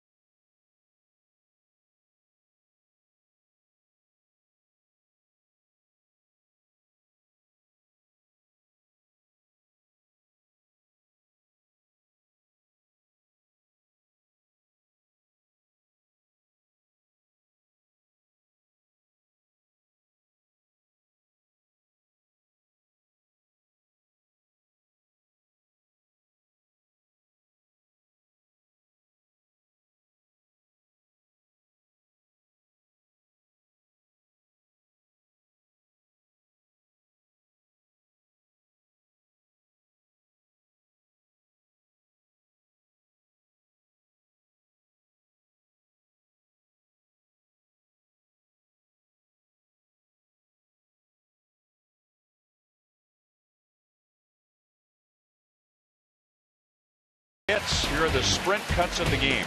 Yeah, and I like to focus on what he's doing tonight. The bottom corner of the plate has been very effective for him, whether it be his fastball, his curveball, changeup. He's throwing all of his pitches down in that strike zone. When you're doing that, just carving up that bottom part of the plate, you're going to be very effective, and that's what we're seeing from Verlander tonight. Only 4 hits here through 6 innings.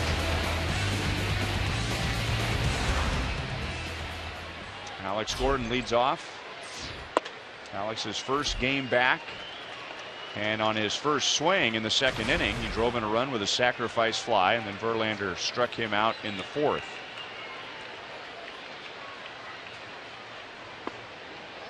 Very good changeup. It has not been a big strikeout game for Verlander. He has 3, and all those came in the 4th inning. And he as a has result, not walked a hitter. Yeah, as a result, only 86 pitches here. So, unlike Justin Verlander. 2-1.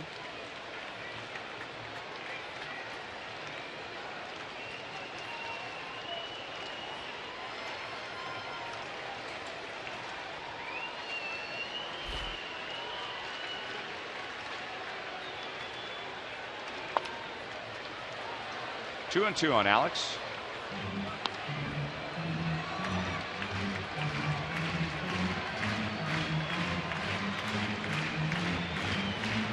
That's a sign.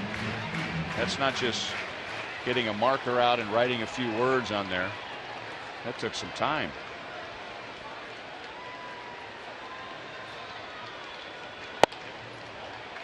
Three and 2.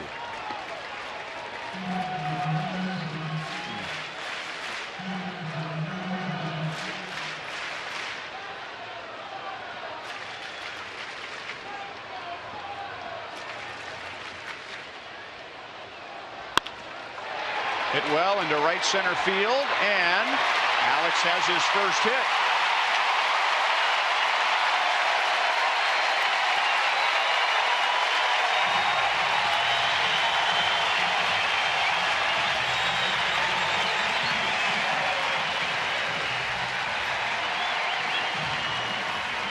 That sacrifice fly in his first at bat, he just missed a homer, and now he's able to square it up here in his 3rd at bat. Good stroke. He gave good chase, but there's no chance.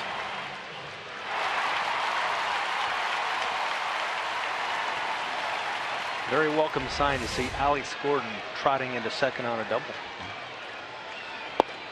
Inside to Salvador Perez.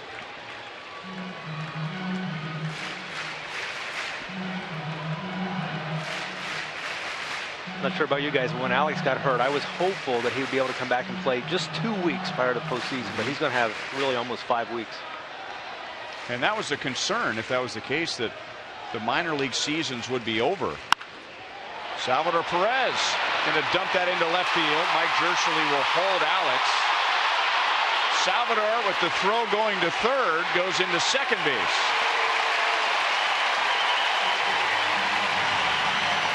Well, you can't blame Jershely for holding him there, because if Collins would have caught it cleanly, and he's got a good throwing arm, you know, he might have gotten Alex thrown out, and you know, just didn't want to push Alex in it. Curveball hit off the end of the bat.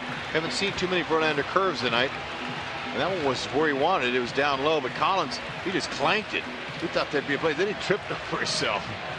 Not good. In the meantime, Salvi says, you know, if you guys are sleeping on me, I'll go ahead and get into second base. Look at that, Salvi. Little head first slide. Nobody out.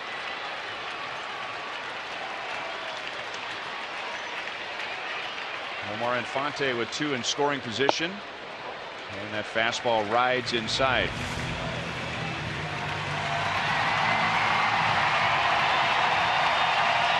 Well, Verlander's trying to direct traffic, but they weren't paying attention.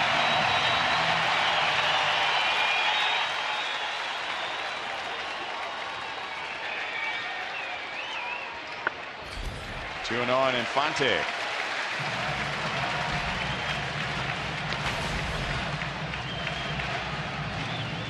Single to center in the 5th inning. He's 1 for 2.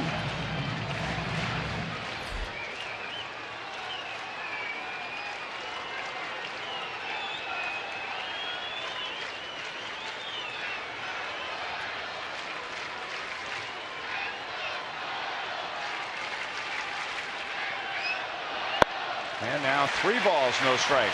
Dyson is on deck.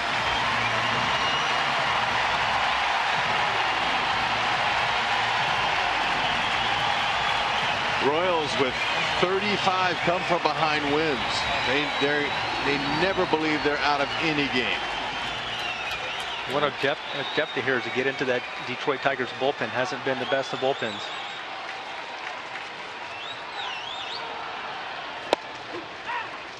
Three and one. To be exact, it is the worst bullpen if you go by ERA. And hard for any manager like Brad Ausmus to take a team anywhere but toward the bottom of the division if your bullpen is last in the league.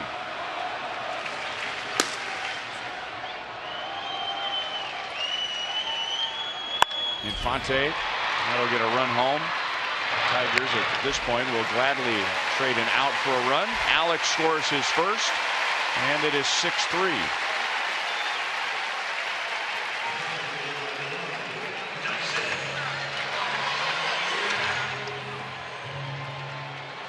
As we promised earlier in the game, we have selected the Data Strong fan photo of the game. You can tweet your strongest fan photo to hashtag KCDataStrongFan for have a chance to have it featured in an upcoming broadcast. Thank you, Joseph. Look at that truck. Cool. Brought to you by T-Mobile. Well, that's a fan. That is a strong fan.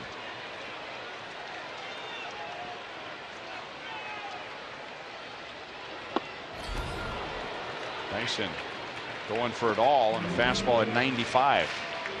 Now, the Kinsler home run is huge now.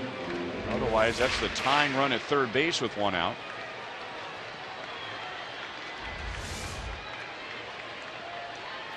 Dyson is walked and then trying to sacrifice bunt in the 5th inning. He popped out to the third baseman. Inside at 96.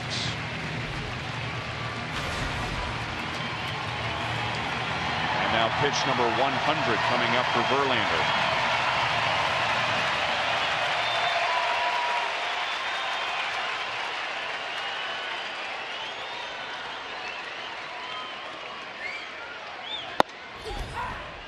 1-2, 97 miles an hour. Now this reminds me of the old Verlander, where he's throwing harder as the game goes. When he needs it, he's able to go to it.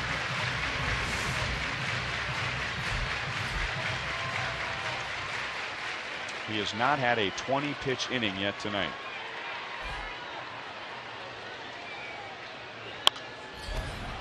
'97 again.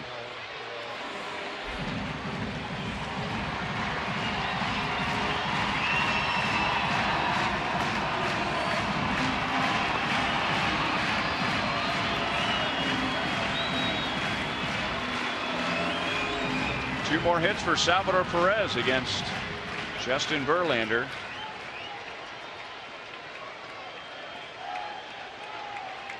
Tyson trying to avoid the strikeout. Hit a ground ball at least and get Perez to the plate. Just shorten it up, put it in play. Very high. 2-2. That Verlander just one wild pitch this season. That almost got away from him.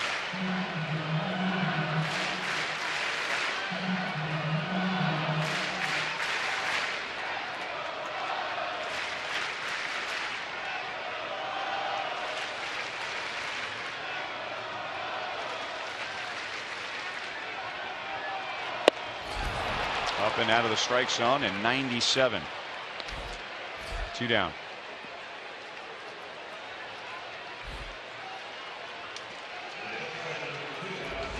Great example here of Verlander climbing the ladder. Just he swings at one about belt high. He's going to go a little bit more north to the letters. Gerard Dyson unable to lay off it.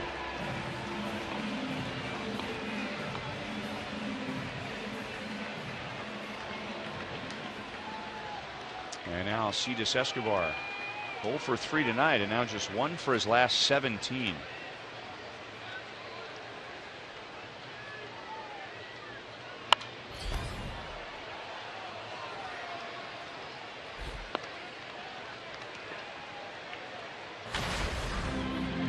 Well, you said it, Monty, that he has 97 when he wants it. Just maybe every now and then reach back for a little extra, but I mean almost every fastball in this inning has been either 96 or 97. I think his first pitch of the game was a fastball at 91.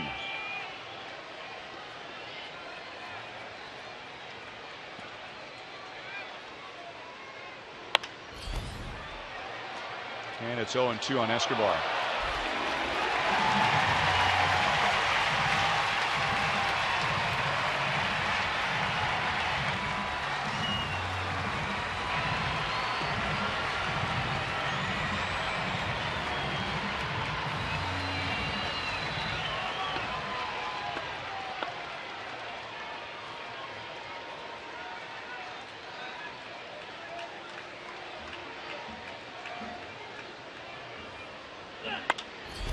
And now Escobar chasing a fastball up.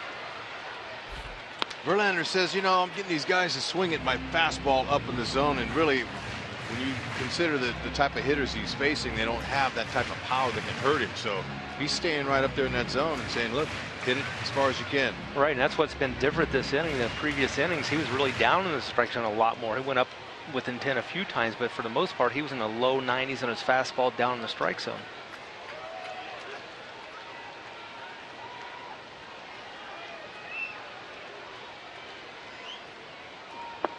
There's a breaking ball, 1-2.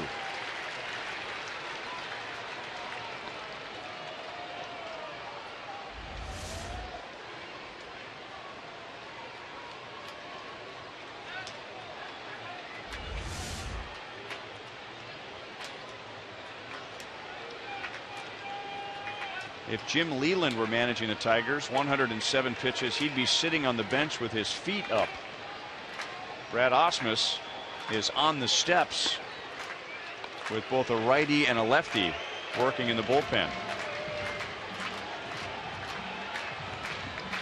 Remember that game early in the season a couple of years ago? Verlander, he threw 135 pitches, and Verlander, you know, wanted to stay in. That was a Verlander of old, and you know, Jim Leland just said the next day, look, I'm gonna let the kid go. I know the people want to hang me, but I gotta deal with Verlander every day. Base hit right field. Escobar down 1 and 2, and now it's 6-4.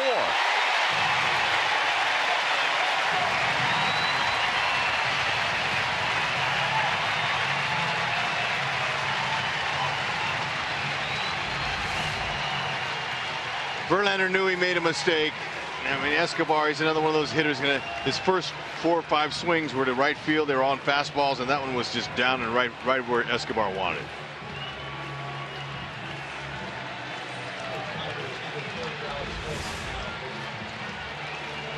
So the Royals are into that Tiger bullpen. This is Alex Wilson with Escobar at first, 2 down in a 2-run game.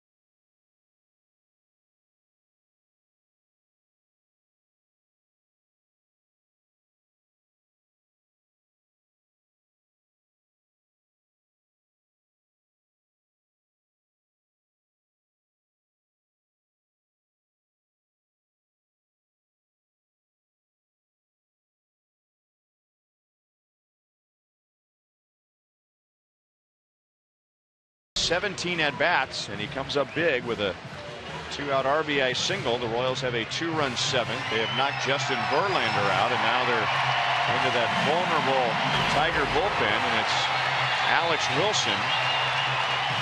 And he'll get Ben Zobrist with a runner at first and 2 down.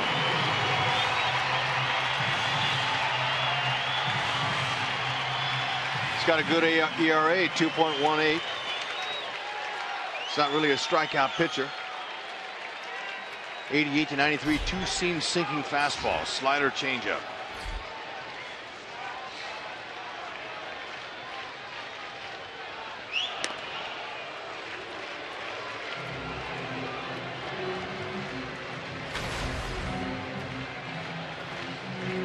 Ben Zobrist, when you say he lined out in the 5th inning, that does not tell you the entire story.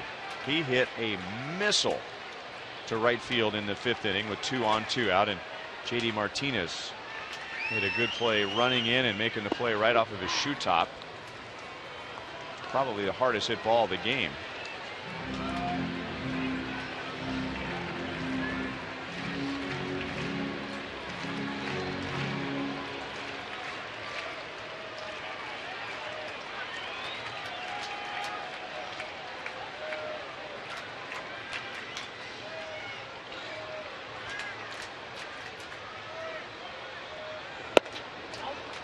One on Zobrist. So if you go by ERA, this is the worst bullpen in the American League. And if you go since the middle of June, that Tiger bullpen ERA is almost 6. Keep in mind they just played the Toronto Blue Jays. That was not pretty for their bullpen. That'll spike some ERAs. 1 ball, 2 strikes.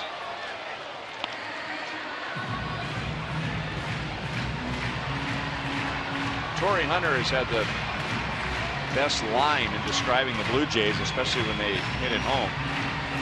He said when they hit the ball, it sounds like a car crash. Yeah. Royals witnessed a little bit of that.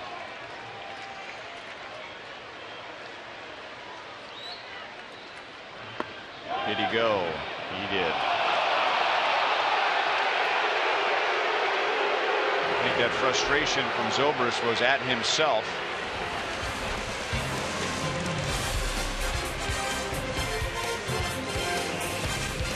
Royals get 2 in the 7th inning.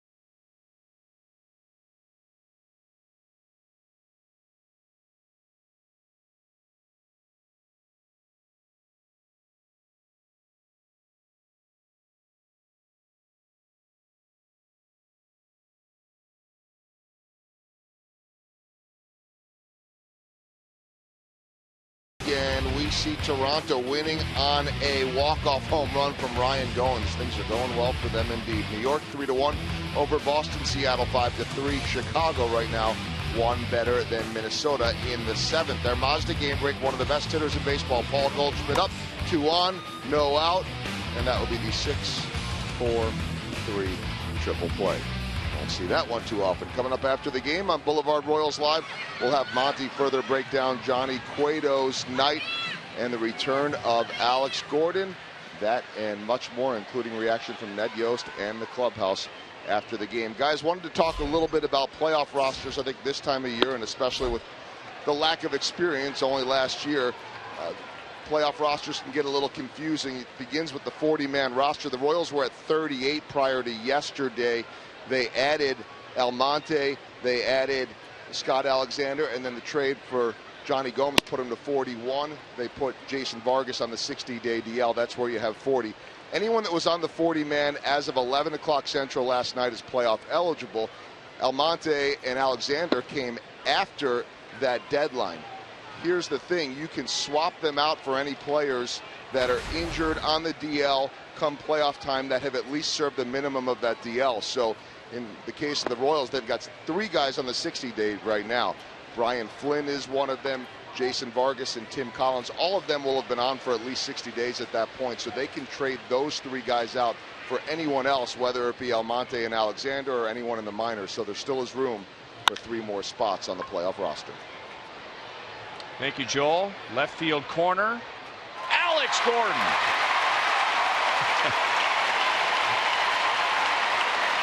Not the best play he's ever made, but it's good to see him back in left field, slamming into the wall. 1 down in the 8th inning. Yeah, that was a long run too. That was a tester for Alex, as most of the time you're going to get tested when you come back after missing a long layoff, and sure enough, he runs into the wall. But he's able to, he knows exactly where he is here at the K. The warning track helps him, and he's able to make a nice play. Jeremy Guthrie in relief of Miguel Almonte. Guthrie makes his 2nd appearance out of the bullpen.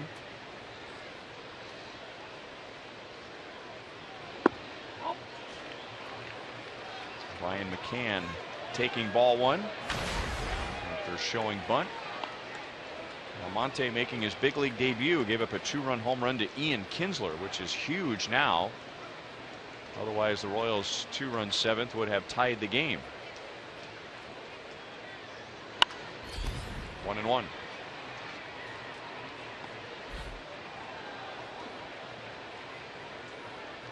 Johnny Cueto went the first 6.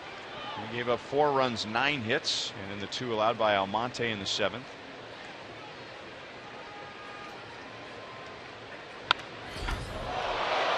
Ball went one direction, the bat went the other. Thankfully, both went into the screen.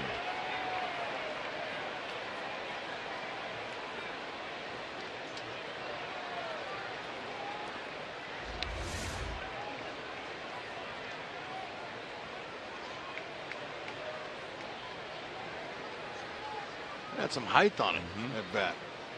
Finished high.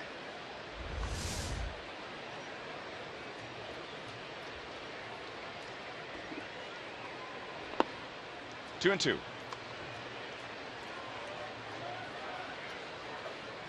Guthrie using his whole arsenal. Fastball, curveball, slider, and a changeup.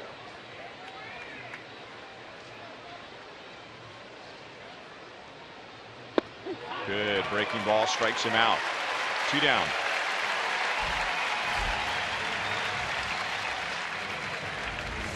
Yeah, it froze him. Good pitch. I mean, that's a perfect curveball. He had him thinking fastball or something else. And for that, McCann's got to go.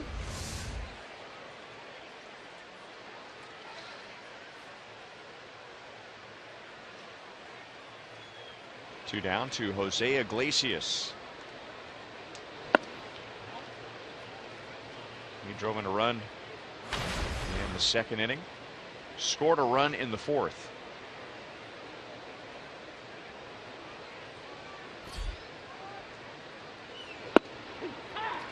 Batting over 300. 2 years ago, he finished 2nd to Will Myers for American League Rookie of the Year, and then he missed all of last year because of shin splints in both legs. Bunning, Guthrie, good fielder, bare hands, and he got him. Guthrie out of the pen. 3 up, 3 down. Royals down by 2, coming up in the bottom of the 8th. Kane, Hosmer, and then Kendrys Morales, who has already gone deep tonight.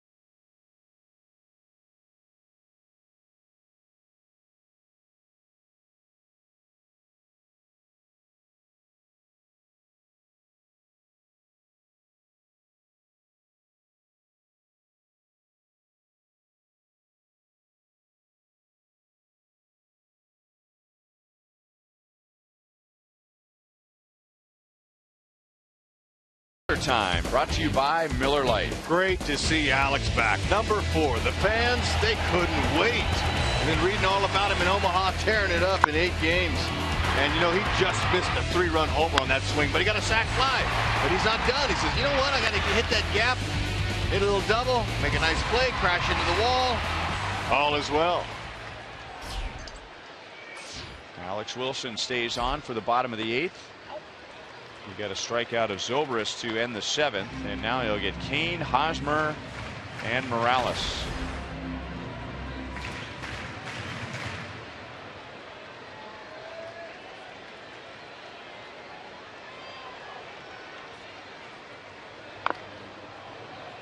One and one.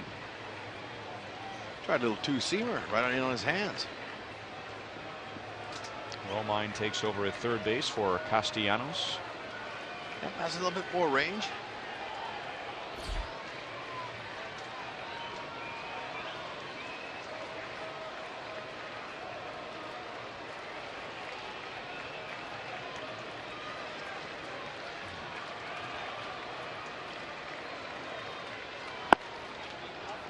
Down and away, 2-1.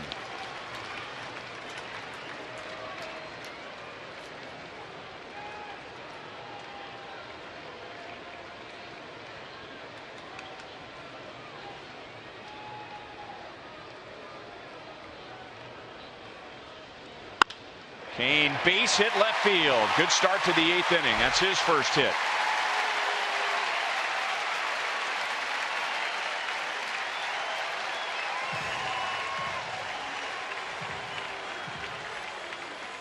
And now Hosmer coming up. And with Blaine Hardy, the former Royals farmhand, ready to go, Brad Ausmus will make the call to the bullpen.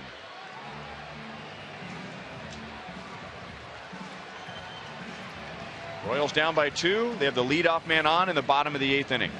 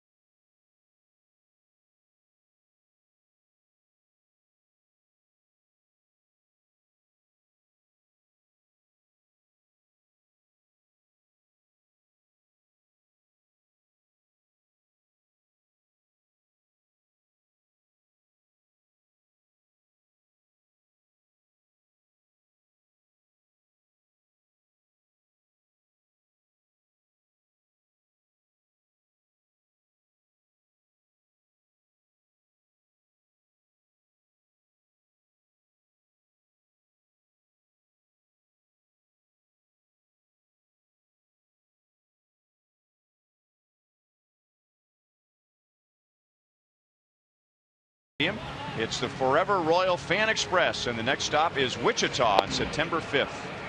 Fans in designated markets will have the opportunity to win a trip to the K. Just go to Royals.com/fanexpress for more information. Well, Brad Ausmus brings in Blaine Hardy to face Eric Hosmer, a couple of minor league teammates here. They were drafted the same year. Hosmer was the Royals' first-round pick in 08. Blaine Hardy was the 22nd round pick, and they played several years at several different levels in the Royals minor league system. And Hardy's slider is in for a strike. Yep. Fastball, slider, curve, and a change. Not overpowering. 86-90 with his fastball, but he's got really good command with that slider.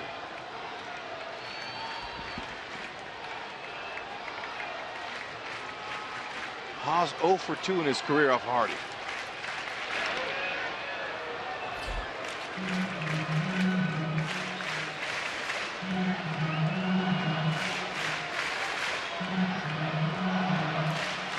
McCann, good strong throwing arm behind the plate. 37.5 throwing runners out.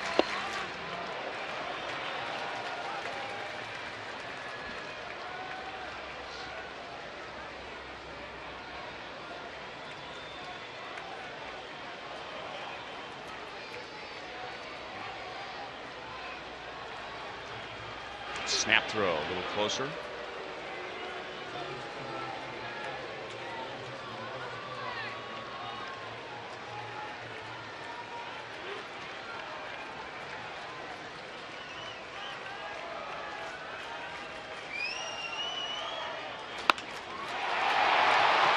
Center field. Gose and Martinez going to get it. Kane goes halfway.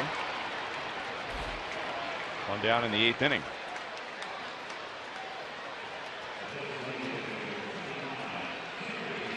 Second time tonight where Eric Hosmer just didn't quite get those arms extended. Yep, a little bit off the end.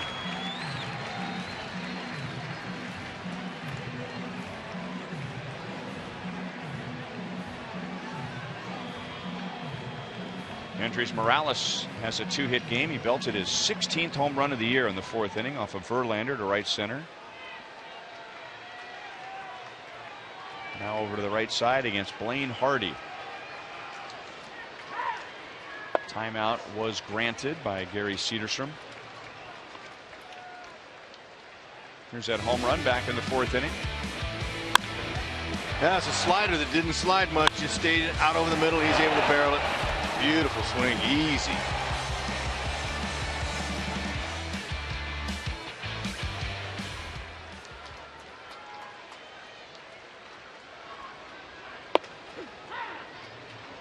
In there for a strike, 90 miles an hour. Very balanced as far as batting average goes. He's had a lot more at bats from the left side, so more production. But that tells the story right there what kind of hitter he is, both sides of the plate. He's really good. Now Hardy's only given up 1 homer this year, and that was to a right-hander. Fooled him. Kendricks has had about 80 more at bats from the left side compared to the right side. Good breaker, fooled him.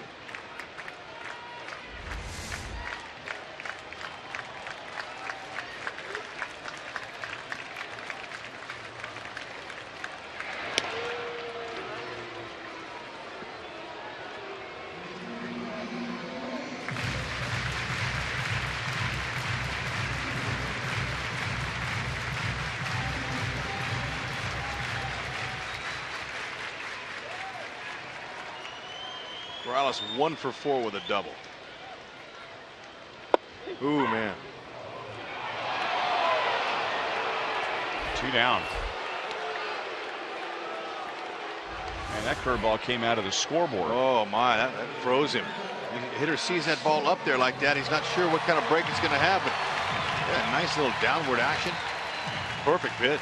Yeah, rotation. I mean, that is just right over the top.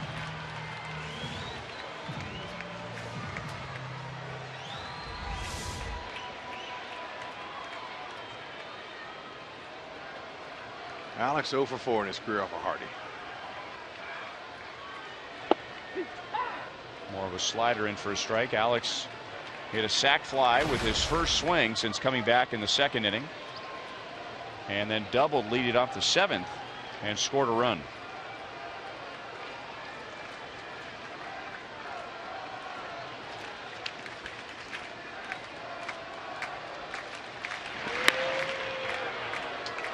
So Blaine Hardy, drafted by the Royals in 08, never got to the big league club with the Royals, and then made his big league debut, as fate would have it, against the Royals last year. And you think Almonte was put in a tough spot tonight. Blaine Hardy made his big league debut against the Royals. Jim Leland, or Brad Ausmus, I should say, brought him in with the bases loaded, nobody out. Alex has his 2nd hit. That sends Kane to 3rd. And the tying run is on with 2 outs.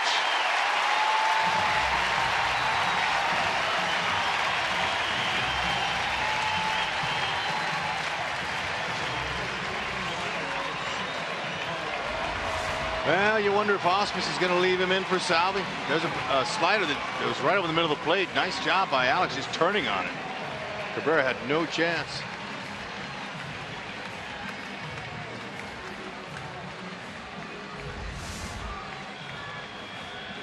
Paulo Orlando will run for Alex. Brad Ausmus went to the steps And now goes to the railing as he will lead Blaine Hardy in to face Salvador Perez. He has Neftali Feliz up and ready to go, a right-hander in their bullpen.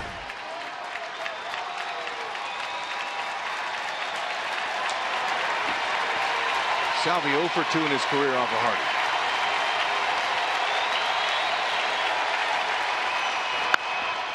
A shot, and it gets by Romine. Paulo Orlando blazing into third base. And it's a one-run game, a three-hit game for Salvador Perez.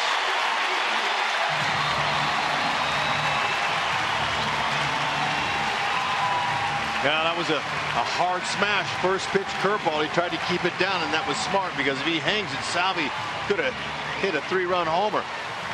But he kept it down.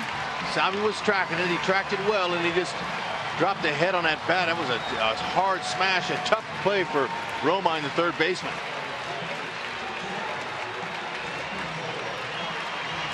A little short hop. Ball stayed down. Romine came up.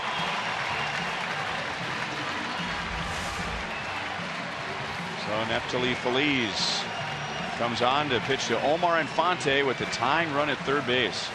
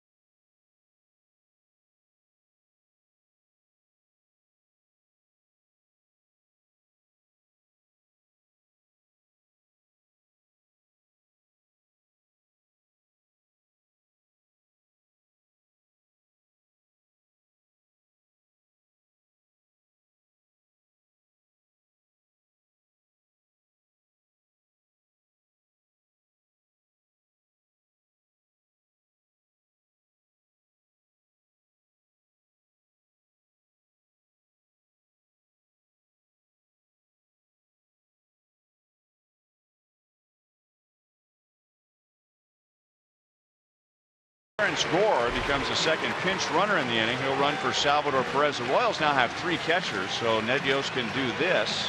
And with Omar Infante scheduled to come up against Neftali Feliz, Ned Yost will send Mike Moustakas to the plate as a pinch hitter. And you said this. Well, this is one of the reasons the Royals are so dangerous when they're down late in games. They got a lot of weapons. And Moustakas has a chance to do some real damage here, tie it up maybe more. Gore, you would imagine he might take a chance of stealing second base. Gore is in to score. I've been waiting all year to say that. Gore to score. Opponent's hitting 320 off of Neftali. Not running, and Moustakas fouls it away. Paulo Orlando running for Gordon.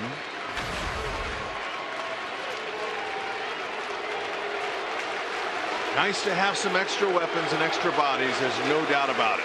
See if it can pay dividends here in this first game of September.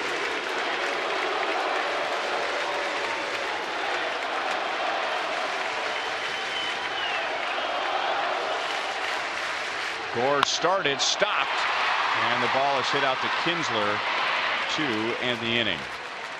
Royals get another run. They are down by 1 at the end of 8.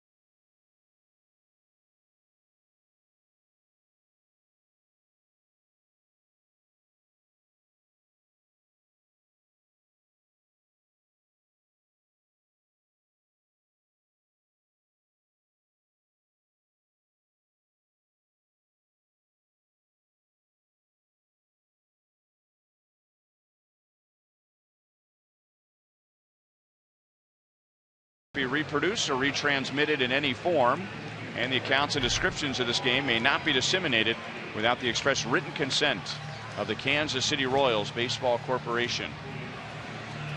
Franchise 4 throwing out the first pitches tonight, and now the current Royals team trying to make them proud with a comeback victory. Several changes. Drew Butera back to the plate. Chesler Cuthbert just called up. He'll go to third.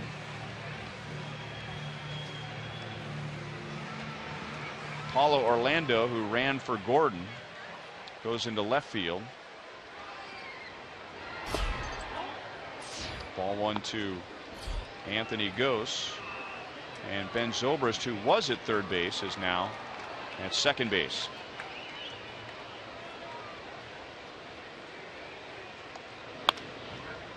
One and one on Anthony Gose. He has 2 singles tonight. He has also been hit by a pitch, and he has scored 2 runs. This is the second inning for Jeremy Guthrie. He got the lower third of the order in the 8th inning, and now gets the top of the order. 2 and 1. Guthrie can find a way to get through the top and middle part of this order here. Hold him right there. Got Dyson leading off. Escobar coming up. Out to Dyson in center field. 1 away.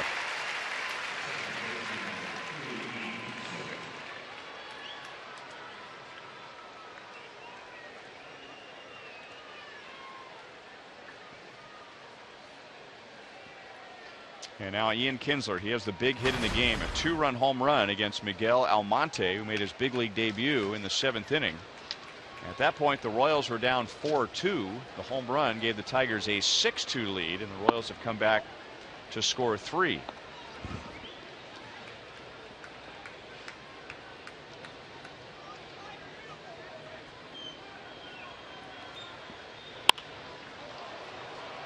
Orlando back in left field. He's got a play, and there are 2 down.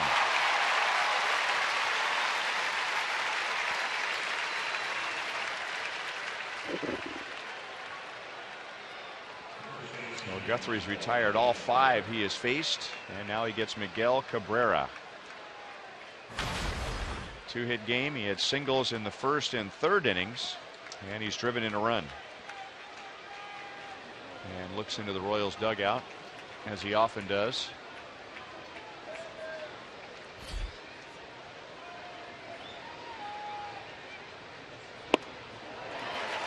Oh and 1.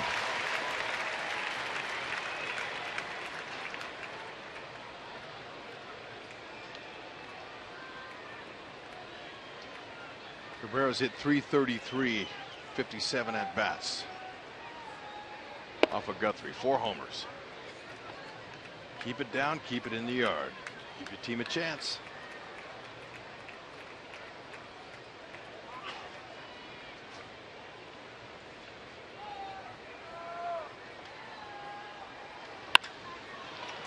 Well hit to right field, but Kane is there.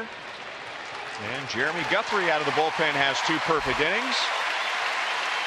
Royals are down by 1. That's who they will be facing. It'll be Dyson Escobar, and then the Royals player of the month for August, Ben Zobrist.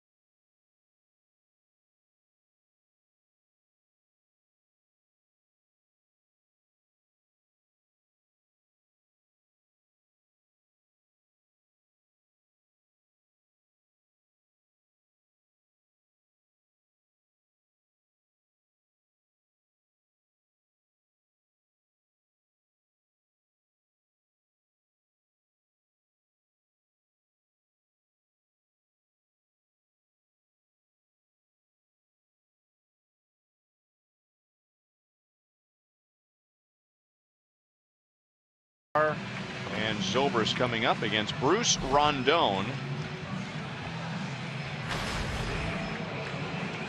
Rondon has saved a grand total of 2 games. Alex Wilson, who has pitched tonight, has saved 2. Neftali Feliz has saved 1. Joe Nathan saved 1 before his season ended. And now Rondon with the 9, 1, and 2 hitters coming up. If they can look for fastballs and more of them, Dyson, they'll try to get him out with high fastballs. 95 to 100. He's got powerful fastball, slider, changeup.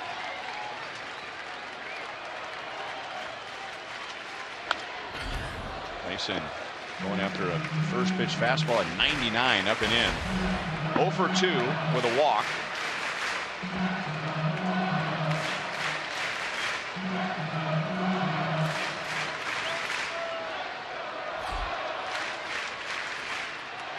Stay on top of that ball and see if you can hit one on the ground and get on base.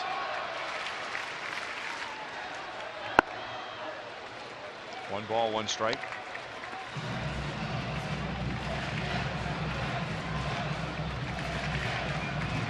Dyson tried to sacrifice bunt in the 5th inning with runners at 1st and 2nd and nobody out, and Justin Verlander got him to pop out to 3rd, this time trying to bunt for a base hit, get this 9th inning started. 2-1. Rondon made his big league debut against the Royals 2 seasons ago and had a blown save. To be fair, it was an 8th inning blown save, but he came in with the lead and was hit with a blown save.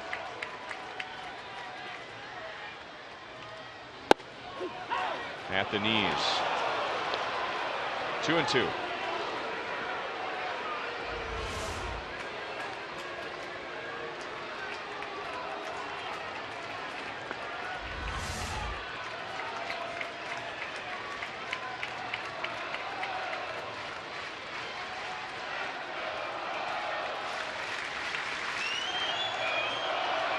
Try and use a changeup. Full count. Those last 2, those are the pitches down low that Dyson wants to focus on and stay away from that fastball up. You might try to call that pitch here. It's a tough decision for Dyson. 3-2. It's a pitch that's hard to lay off of. Let's see if he can discipline himself. Trying to stay down. Still alive again, 99 miles an hour.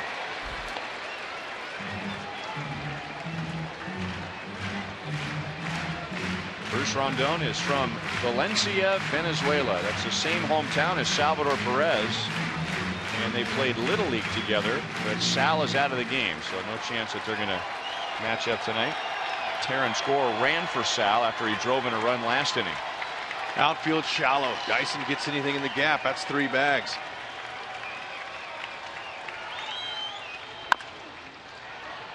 Just foul.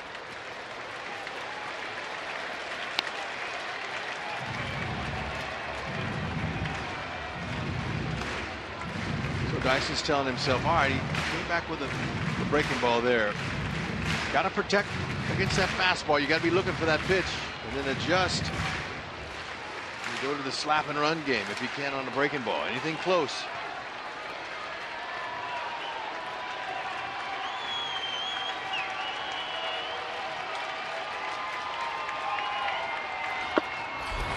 One down. Another fastball at 99.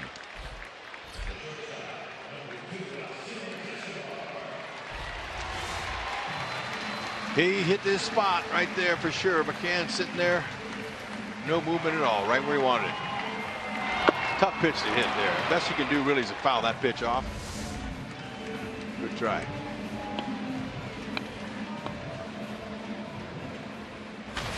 In the 7th inning, Alcides Escobar down in the count. Drove in a run with a base hit to right field. Royals are down by 1 in the 9th inning. Slider.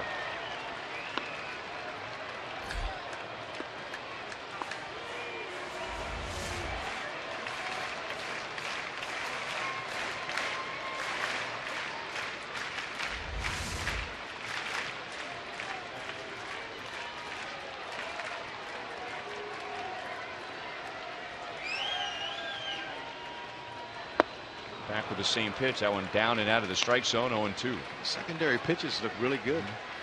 Let's see, he's locating them down. He's got that power fastball. The hitter has to look for that heater. Sure doesn't look like a pitcher with a 6.85 ERA tonight. Not tonight.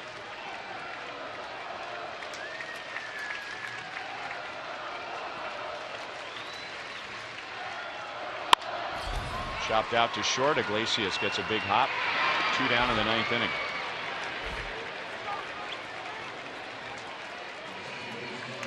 Well, with that stuff, you can see why 2 years ago the Tigers, in the middle of winning 4 straight divisions, they were going to make Bruce Rondon their opening day closer, and he had never pitched in the big leagues. But he fell to pieces in the minor leagues, or in spring training that year, so they sent him to the minor leagues. But man, you can see why they're excited about this arm. 2 down to Ben Zobrist.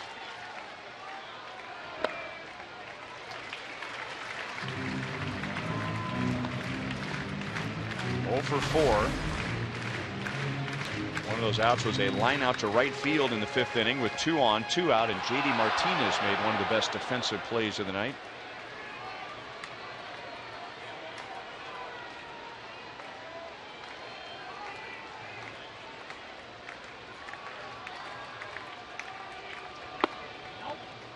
Outside, 2-0. Nice take. Good pitch, too. That ball started in the middle. In the inner half, even had some really good fading action.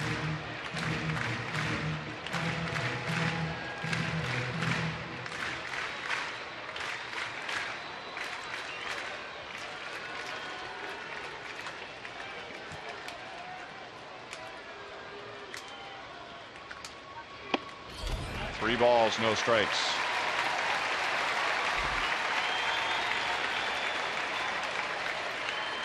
Lorenzo Cain waiting on deck. We talk about pitchers with great stuff, closers with great stuff. Zobrist already has a 9th inning game tying home run this year. Remember, against Aroldis Chapman in Cincinnati. Yep.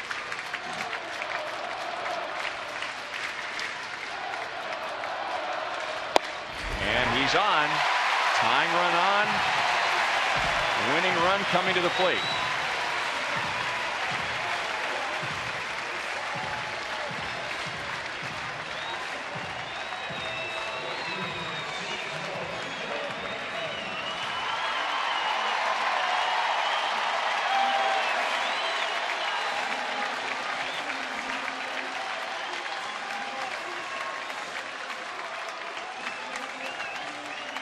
Lorenzo Cain is 1 for 4 tonight.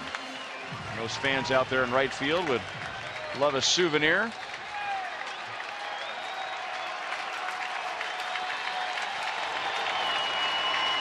He's not going to give him a fastball, at least early in the count. Zobrist runs, and now a single could tie the game.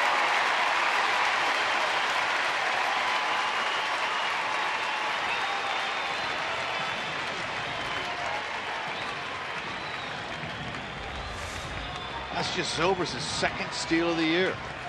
Took a chance. McCann had already decided he was not going to throw.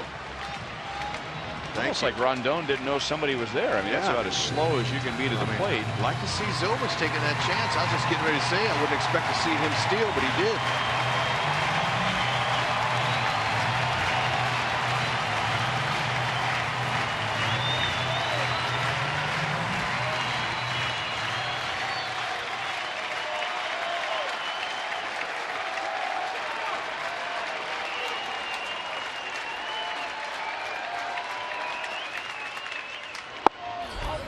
Just outside.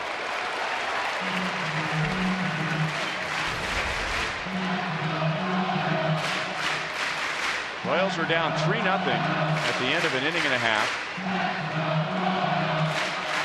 They have been down 6-2. That was going into the bottom of the 7th. They got 2 in the bottom of the 7th, 1 in the 8th. The tying run is at second base with 2 down.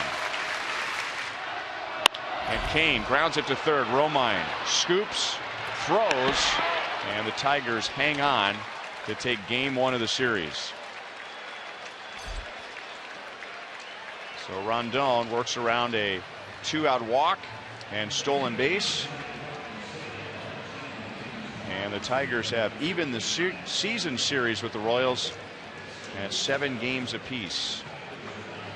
There is no quit in the Royals. They had him right where they wanted. Another base hit or two, they would have had this game. Good try on the comeback.